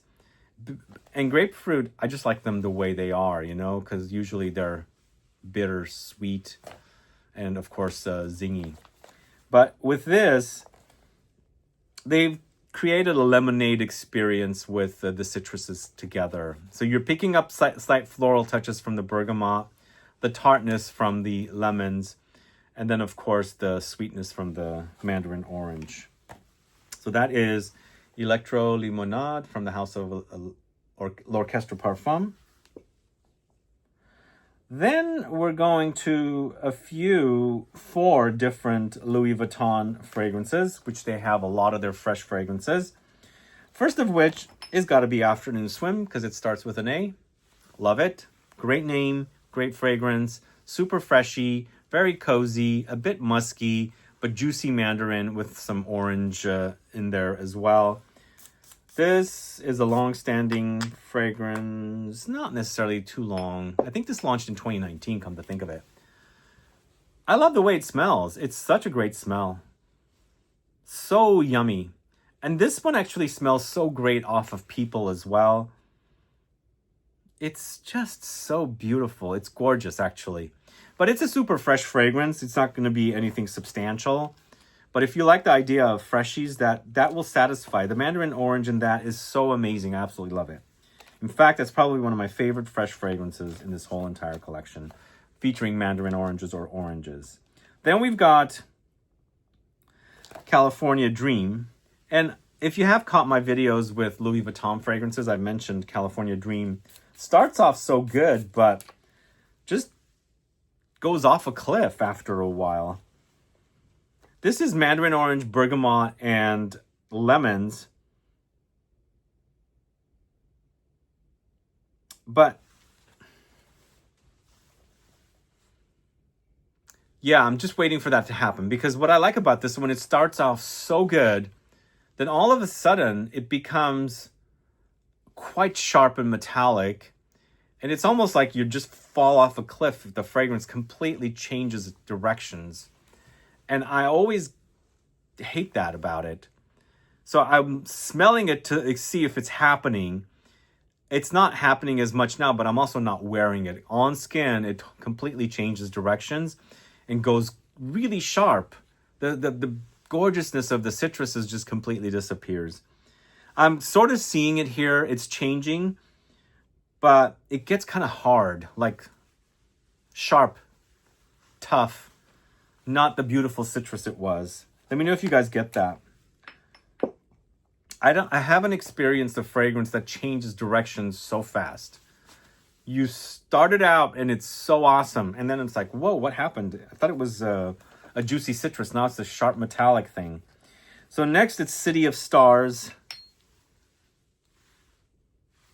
City of Stars. Should have been called On the Beach. Right? It's a bit beachy for me.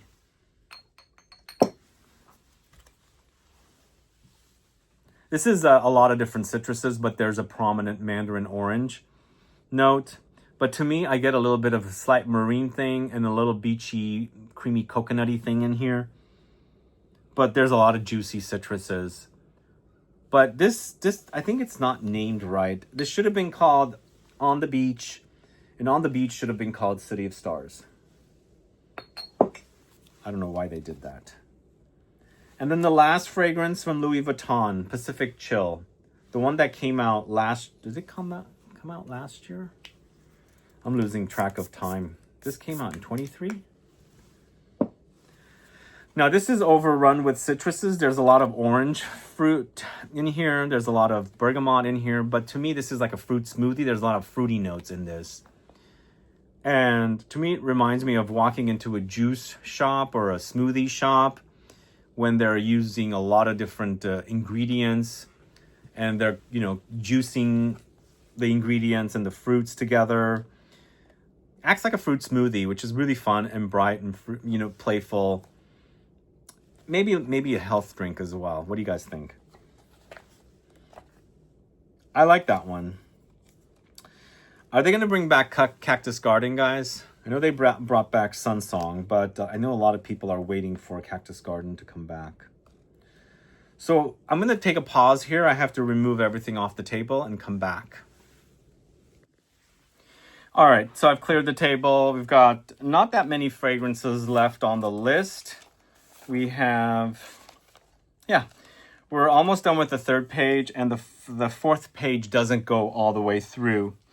But at the very end of the video, I actually forgot about a fragrance. It's in the E, in the alphabetical order in this E section. So I'll mention that at the end of the video. But let's continue with the fragrances. We are first going to talk about Citrus Batiganga from the house of Maison Crivelli. This is another fragrance that I've featured quite a bit in the last few weeks in the deep dive videos that focused on the citruses. This is a Bertrand Duchaufour creation. It's combining citruses with this peppery note. And it's oranges and bergamot here, so it's lots of juiciness. But there's that chili pepper that comes in, cuts through, and creates a bit of a distraction. So it might be a little bit off-putting to some folks. My nose has gotten adjusted to it quite a bit. I wonder if that'll happen with Aldebaran. Aldebaran is actually not easy to appreciate. This one seems like the pepperiness, although it does come through more on skin, seems like it's getting better and better. So I wonder if the same thing will happen with Aldebaran. But this is a very spicy take on citruses. In the end, it's quite fresh. So if you like fresh fragrances, definitely check that out. We're going to the house of Maison Margiela next. This is Never Ending Summer. And as I had mentioned earlier, this does remind me of Bigarade Concentree, but also it's utilizing that Aperol Spritz note. They're not saying Aperol Spritz because it's a trademark, copyrighted, whatever. But I think that's the idea. They say a Spritz Accord. Refreshing bright orange is what it says on the bottle. All of a sudden, my camera is not focusing again. So what's going on with camera? Let's see. That is strange. My camera does act quite weird. Okay, so yeah, this is a very fresh, kind of sparkling, effervescent, spicy take on oranges. It's quite juicy. But if you're familiar with Bigarade Concentree, if you're familiar with Declaration, you'll be reminded of that fragrance for sure. The other thing is the Spritz Love from J.U.S. and this that utilize the Aperol Spritz Accord, they smell nothing alike. This is a lot fresher, whereas that starts off fresh, but it gets deeper as the fragrance is progressing. So next... So alphabetically, some of these fragrances are going to be off, so forgive me, but I put them in the correct section as best as possible, except for the last one, which I will get to at the very end. And that one I actually uncovered as I was putting fragrances out, so it wasn't on the list normally.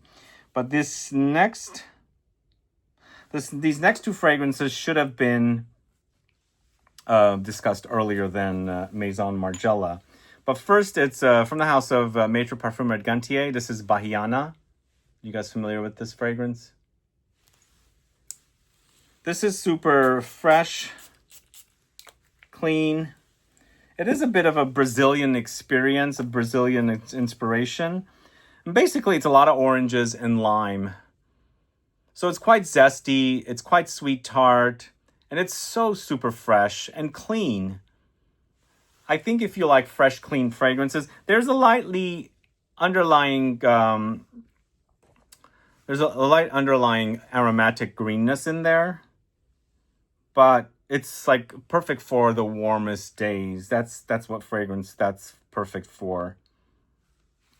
And then another fragrance from the same house, and this is called Sanguine Muscasine. It's tangerine, lemon, and grapefruit. The name should be under there, but it's not focusing, obviously. Sanguine is blood orange. Muscasine is referring to musk, so it's a musky citrus. But once again, it's super juicy and zesty. The fragrances that I just spoke about from the same house, they might kind of sound similar, but they don't smell similar. This one's got a lot of musk. And I feel like there's a lot of like, if you're familiar with fragrances like the fragrance from the house of MFK, ACQUA Universalis Forte, the musk in this is acting a bit like the musk in there. So it's got this kind of laundry-like muskiness, but so super fresh and juicy, citrusy up top with the citruses, the tangerine and grapefruit and lemons. So next we've got,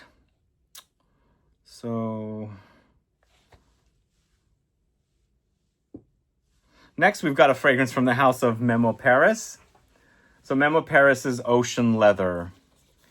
So I think they must have stopped the leather series. I actually bought the fragrance just called Leather that came in a 30 ml. It's an extrait de parfum. I really enjoyed that one. I bought it. And I feel like you can use that on its own and also layer it with the leather series of fragrances. It'll enhance the leather.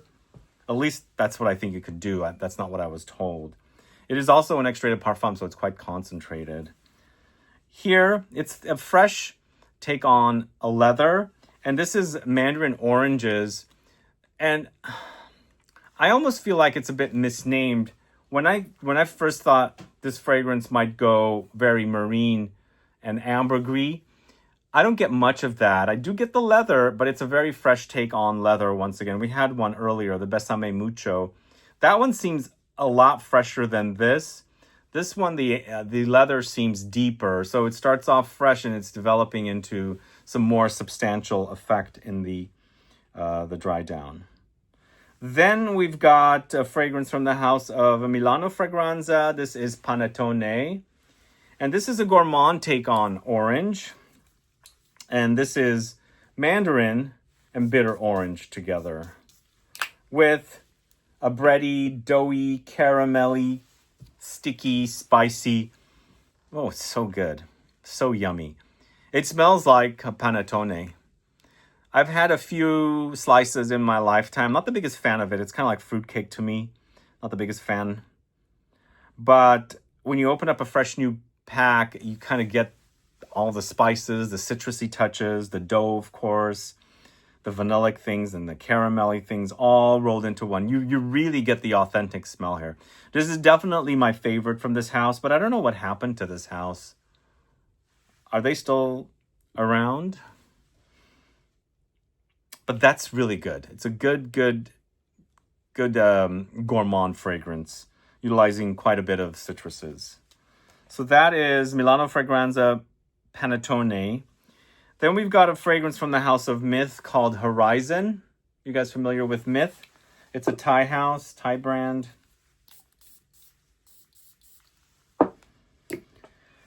So this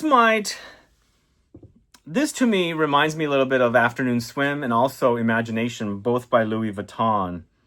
So it's actually super sexy. So it's got a lot of mandarin and bergamot here. And because the Imagination also has the tea, there's a little bit of a tea-like effect happening as well. But boy, guys, this is so good. It's also not very expensive. Let me know if you're familiar with it. Smells fantastic.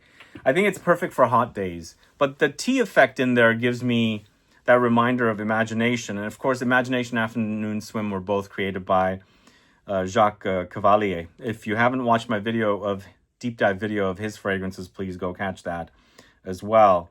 But this is what I get with this fragrance. It's super awesome, super fresh.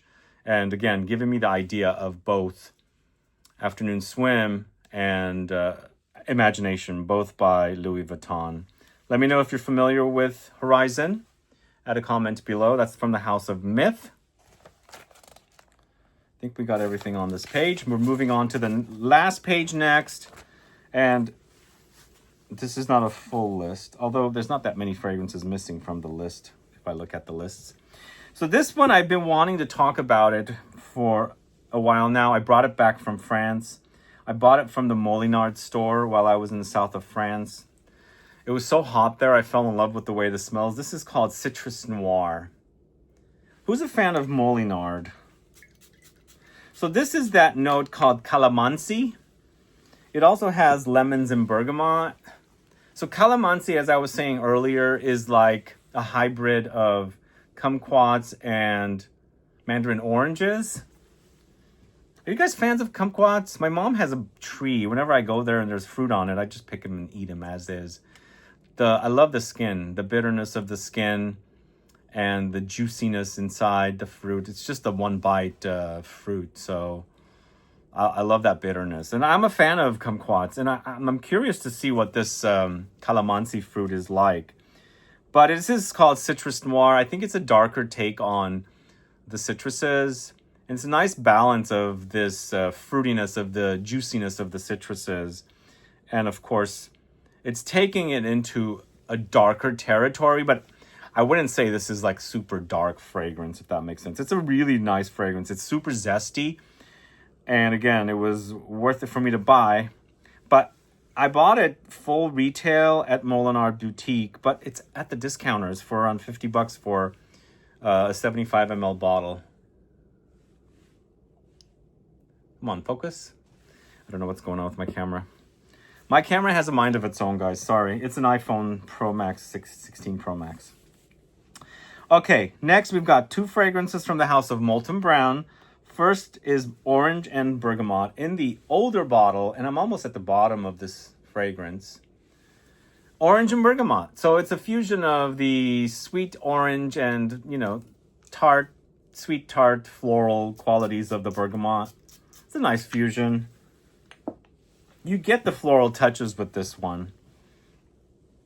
But it's so super juicy. I like fragrances that are juicy, especially when they're citruses, It acts juicy, but lots of flowers in this one for sure. Definitely very juicy and floral. Are you guys fans of Molten Brown? Their body washes are so amazing. I love them. Don't you guys love them? I first discovered the brand. Okay, I knew about the brand, but I hadn't really used their products. I discovered them at Barney's. They had a completely different collection of fragrances, but how I really discovered their actual non-perfume products, their body washes and things, was staying at a hotel here in California, and they had Molten Brown products. And I showered with one, and I was like super amazed at how great the body washes were. So they have body washes with a lot of these fragrances. This is Sunlit, Clementine, and Vetiver. This came out around the same time as Perseus from Malle. Similar idea, whereas that's grapefruit and vetiver. This is Clementine and vetiver. So bitter orange. It's got the idea of bitter orange, and I think I'm getting, well, actually what I was going to say was Hermes Eau d'Orange Verte. It's got a little bit of the idea of that here. And there's a woody, grassy effect happening from the vetiver, and with the Hermes, I don't have that fragrance here to show it to you. I've already put it away. But it reminds me of that, and I always get bitter orange from the Eau d'Orange Verte or concentrated Orange Verte. This reminds me of that a little bit, but obviously we're working with a different citrus fruit. It's the Clementine, and it's and Mandarin here as well. So it's Mandarin and Clementine used together, and it's a similar citrus fruit. But you got a lot of the vetiver, and this does remind me of the Eau d'Orange Verte. So next we've got a pretty different fragrance for this batch of fragrances. This is from the House of Nectar Olfactif. This is Secret du Nil. Are you guys familiar with Secret du Nil? So I did a video of this house with Andy, who no longer works at ZGO. And I was quite impressed with this one. It's a honey focused brand. But what I like about this one is honey mixed with citruses. And you've got the greenness of the citruses, the zestiness and the juiciness of the citruses. But there's a slight honeyed effect under there. This is probably the freshest of the bunch that I reviewed in that video. There's a lot of orange and bergamot in this video. And there's also like the leaves, I believe the green leaves of the orange tree and things like that. So you pick all that stuff up with a sweetness under there. But that is Nectar Olfactif, Secret du Nil. Let me know if you're familiar with that. Next up, it's New Notes ACQUA Mandarino. This one does smell like Ganymede, but a Mandarin take on Ganymede. And remember, Ganymede is created by Concentree over at Givaudan. They use an ingredient called ACQUA wood. And this has ACQUA in the name, so it's created, or somehow they don't put the name of the perfumer, so some perfumer from that firm has created this or something like that. But it reminds me of Ganymede, but juicy, citrusy with an overdose of Mandarin orange.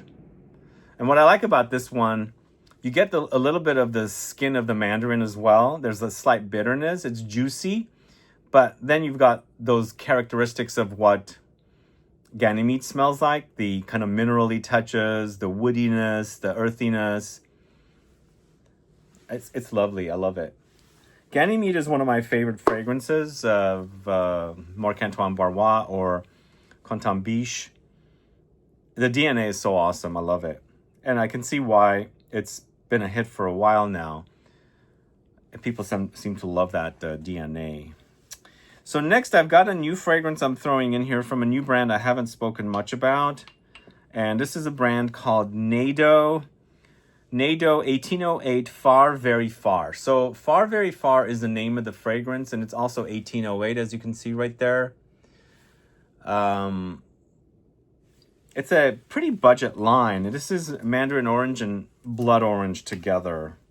And it's got a musky base as well. So I wanted to highlight it here since it does have those juicy citruses. It's super fresh, super clean and musky as well. And I'm getting that kind of similar white musk that I got in Sanguine Muscasine that's also prominent in, what's the name from MFK? Aqua Universalis Forte. There's that kind of like laundry smelling white musk. I'm getting that here as well. It's simplistic. It's a simple, clean fragrance, but super juicy and musky with the citruses and the musk.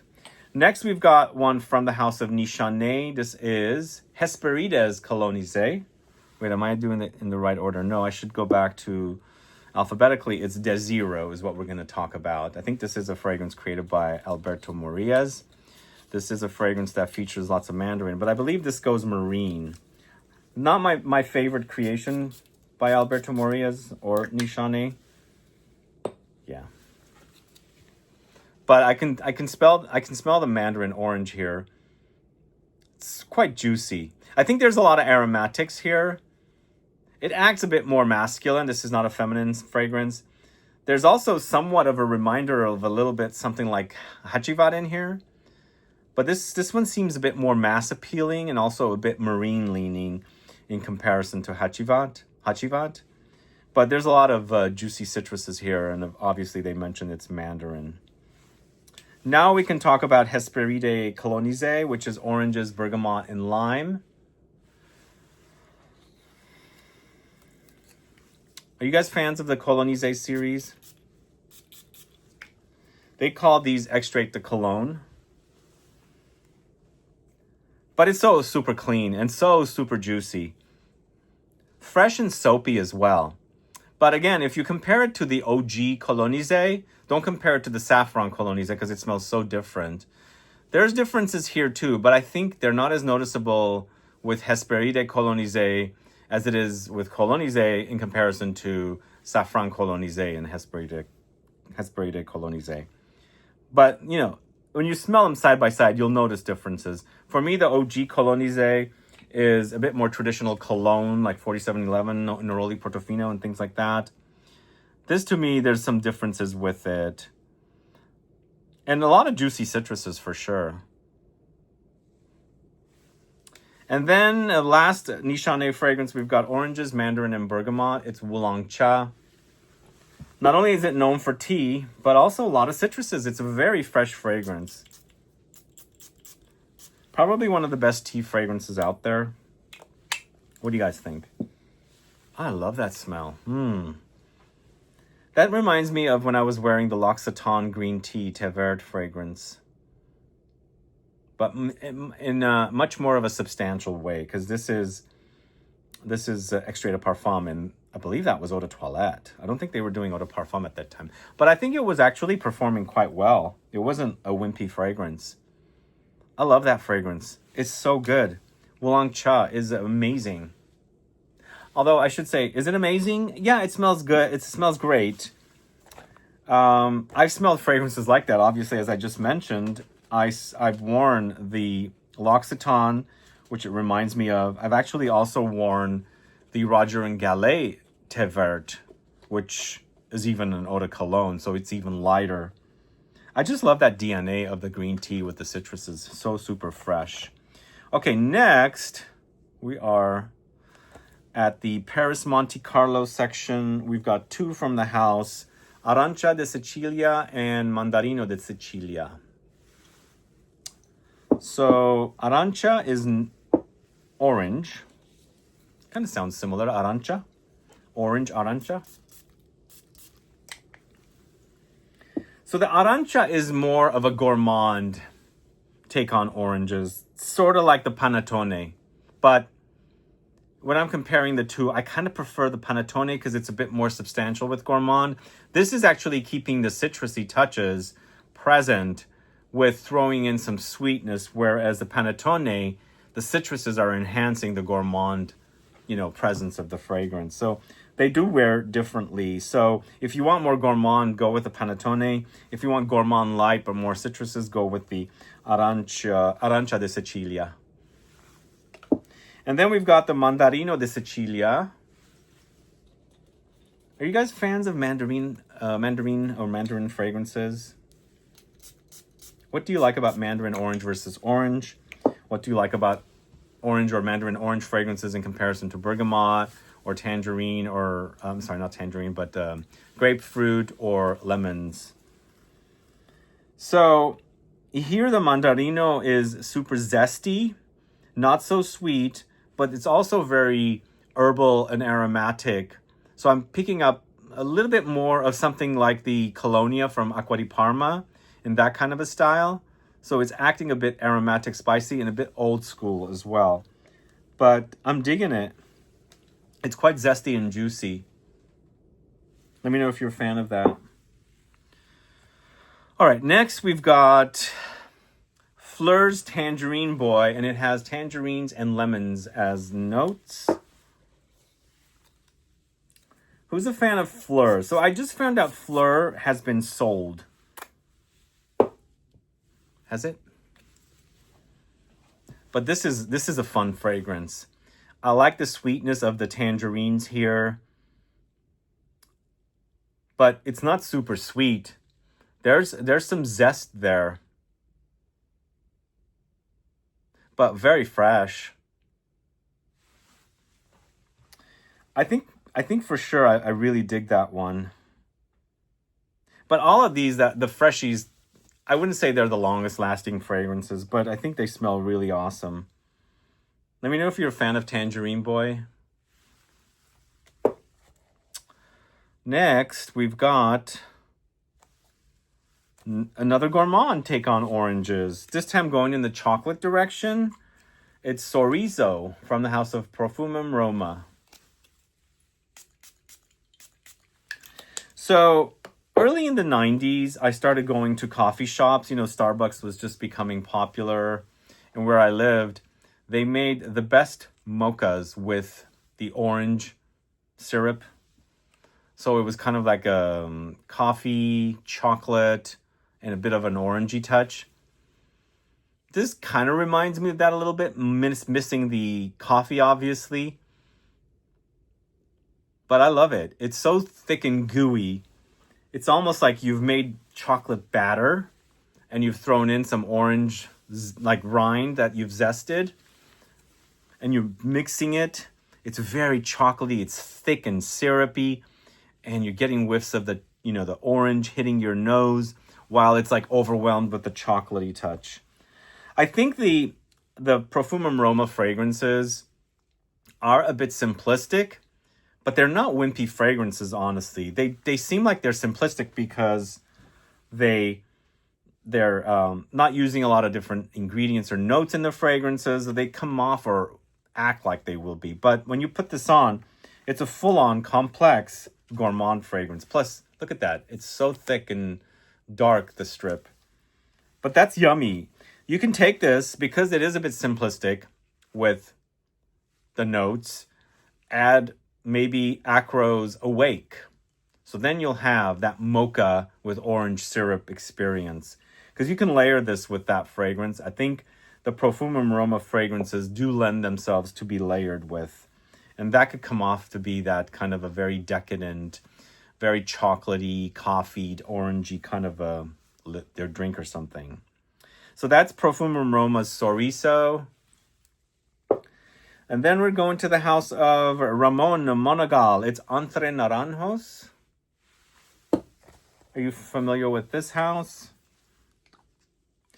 Okay, I think in the Neroli video, I mentioned I was missing my bottle of Kobe by Xerjoff. Still don't have it. I don't know where it is. So it's gone. Vanished. I'll get to this Xerjoff section in a minute. But for some reason, this fragrance, Ramon Monagal's Entre Naranjos, kind of reminds me a little bit of Kobe, I should say. That's what I'm trying to say.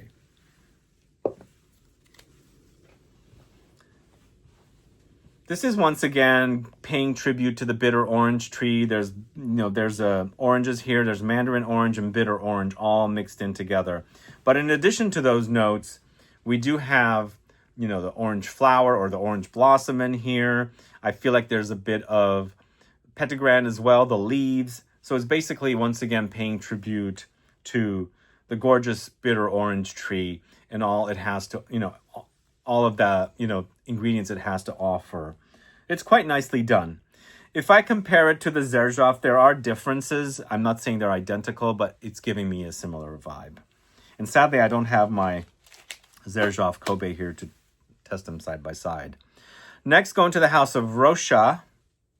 Eau de Rocha Orange Horizon. You guys familiar with this one? So this one, oranges, bitter oranges, and mandarin orange. So I've got 2 of the fragrances in this series.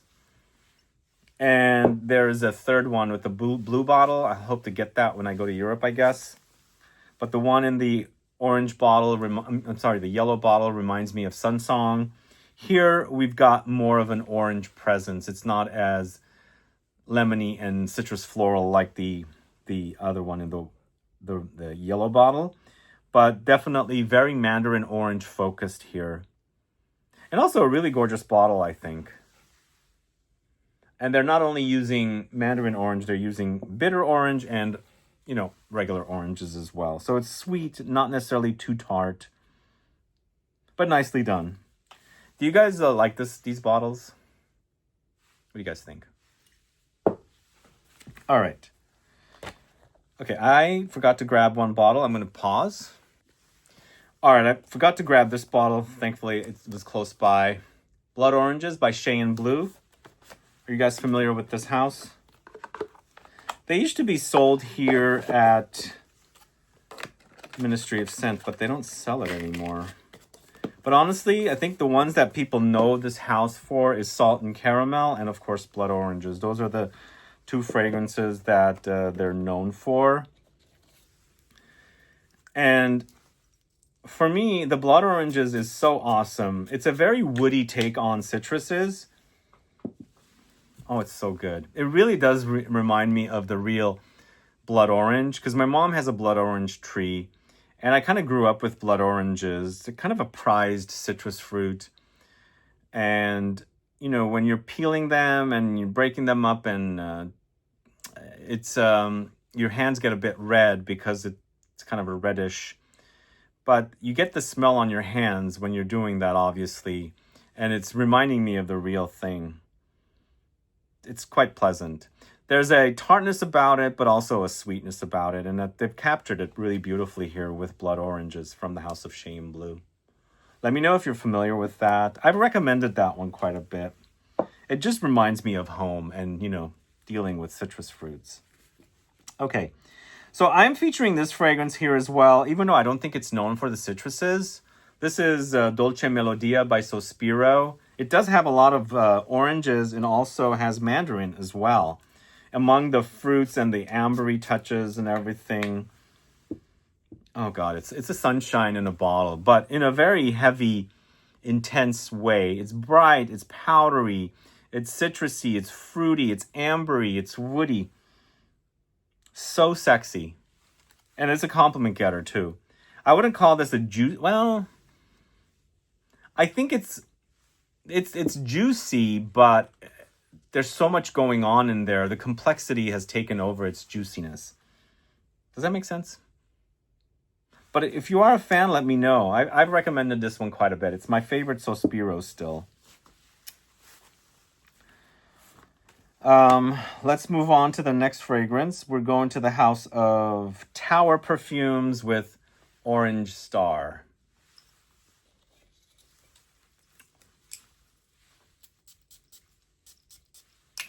So, Orange Star, it's got the Tower DNA for sure. When you take this fragrance thinking it's a freshie, it isn't. You'll be reminded of the Tower DNA for sure. Like L'air du Desert Marocain, Lone Star Memories. These the DNA of these fragrances are very prominent here, but mixed with a brightness, an orangey effect with it.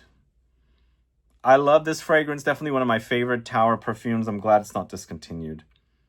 But it's a orange-focused fragrance that's not necessarily fresh. So it's very cool. I love it.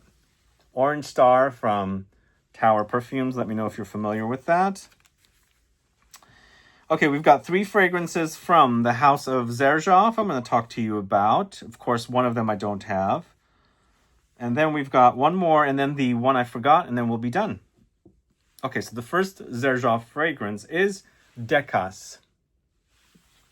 So Decas is mandarin orange, but there's a lot of amber here.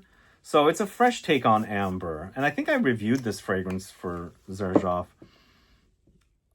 several years ago.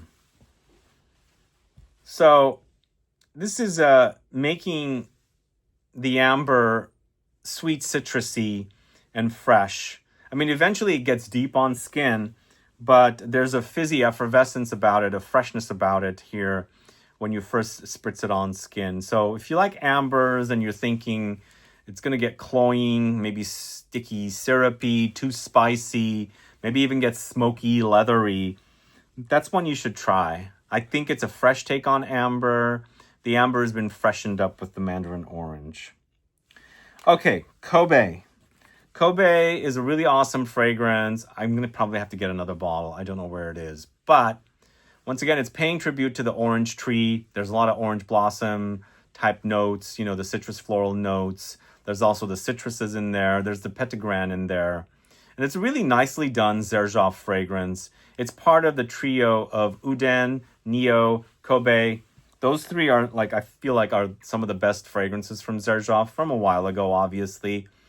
And there might be a video on the channel when I bought my bottles at the Stockholm airport, where they were the older bottles. So if you want to find out more about those fragrances, you can go catch them there. But hopefully the next time I mention Kobe, I'll have a bottle to show you guys. Are you guys fans of Kobe? Let me know.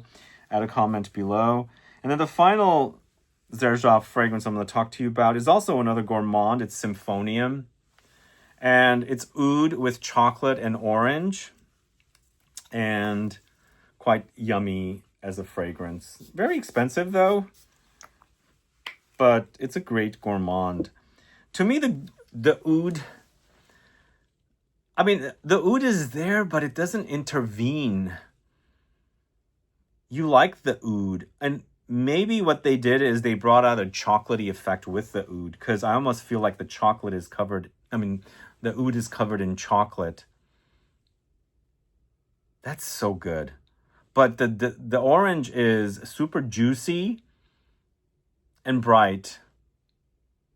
Oh my God, that is smelling so good tonight. Are you a fan of Symphonium? Let me know. Add a comment below. I love that fragrance. Xerjoff does make some great fragrance, I have to be honest. Let me know if you're a fan of Xerjoff. Would you like to see a deep dive on Xerjoff? Add a comment below. Let's move on to the last fragrance until we get to the fragrance I forgot. And the last fragrance is a fragrance from the house of Zara. This is Red Edition, For Him Red Edition, which features oranges. I told the story about how I discovered this fragrance. I was in the city of Cannes 3 years ago for the show Duty Free. And we had an Uber driver come pick us up to take us to the train station. And he was leaving his perfume trail all over the place. And I was like, dude, what are you wearing? It smells so good. Oh, he was kind of embarrassed to tell me what it was. Because he said it's a cheapie, although he wasn't also speaking very well English. But he was kind of happy that I was asking him, but he was kind of embarrassed. He finally said well, actually, I think he had a bottle in the car, and I took a photo of it, and I went and bought it. It was this Zara For Him Red Edition. So you do get a little bit of that Baccarat Rouge-like thing happening. There's a lot of orange up top. This has the note of Avernia, which is like a mossy note. But for sure, you're getting the kind of Baccarat Rouge-like thing happening here. I think it's a super sexy fragrance. And for sure, it was warm. It was the early October when this happened. And it was, a bit breezy, a little bit warm. It was humid there. And of course, it was also not the hottest, but the humidity is what makes these fragrances come alive. And this fragrance he was leaving, projecting everywhere and leaving his trail. So that's why I was asking him, because it smelled so good, assisting me with the suitcases and things. But yeah, if you haven't tried this is really good. You've got to like the Baccarat Rouge DNA. But honestly, on him, I didn't get the Baccarat Rouge DNA at all. And to me, I don't think it's super prominent in this, but you do get it for sure.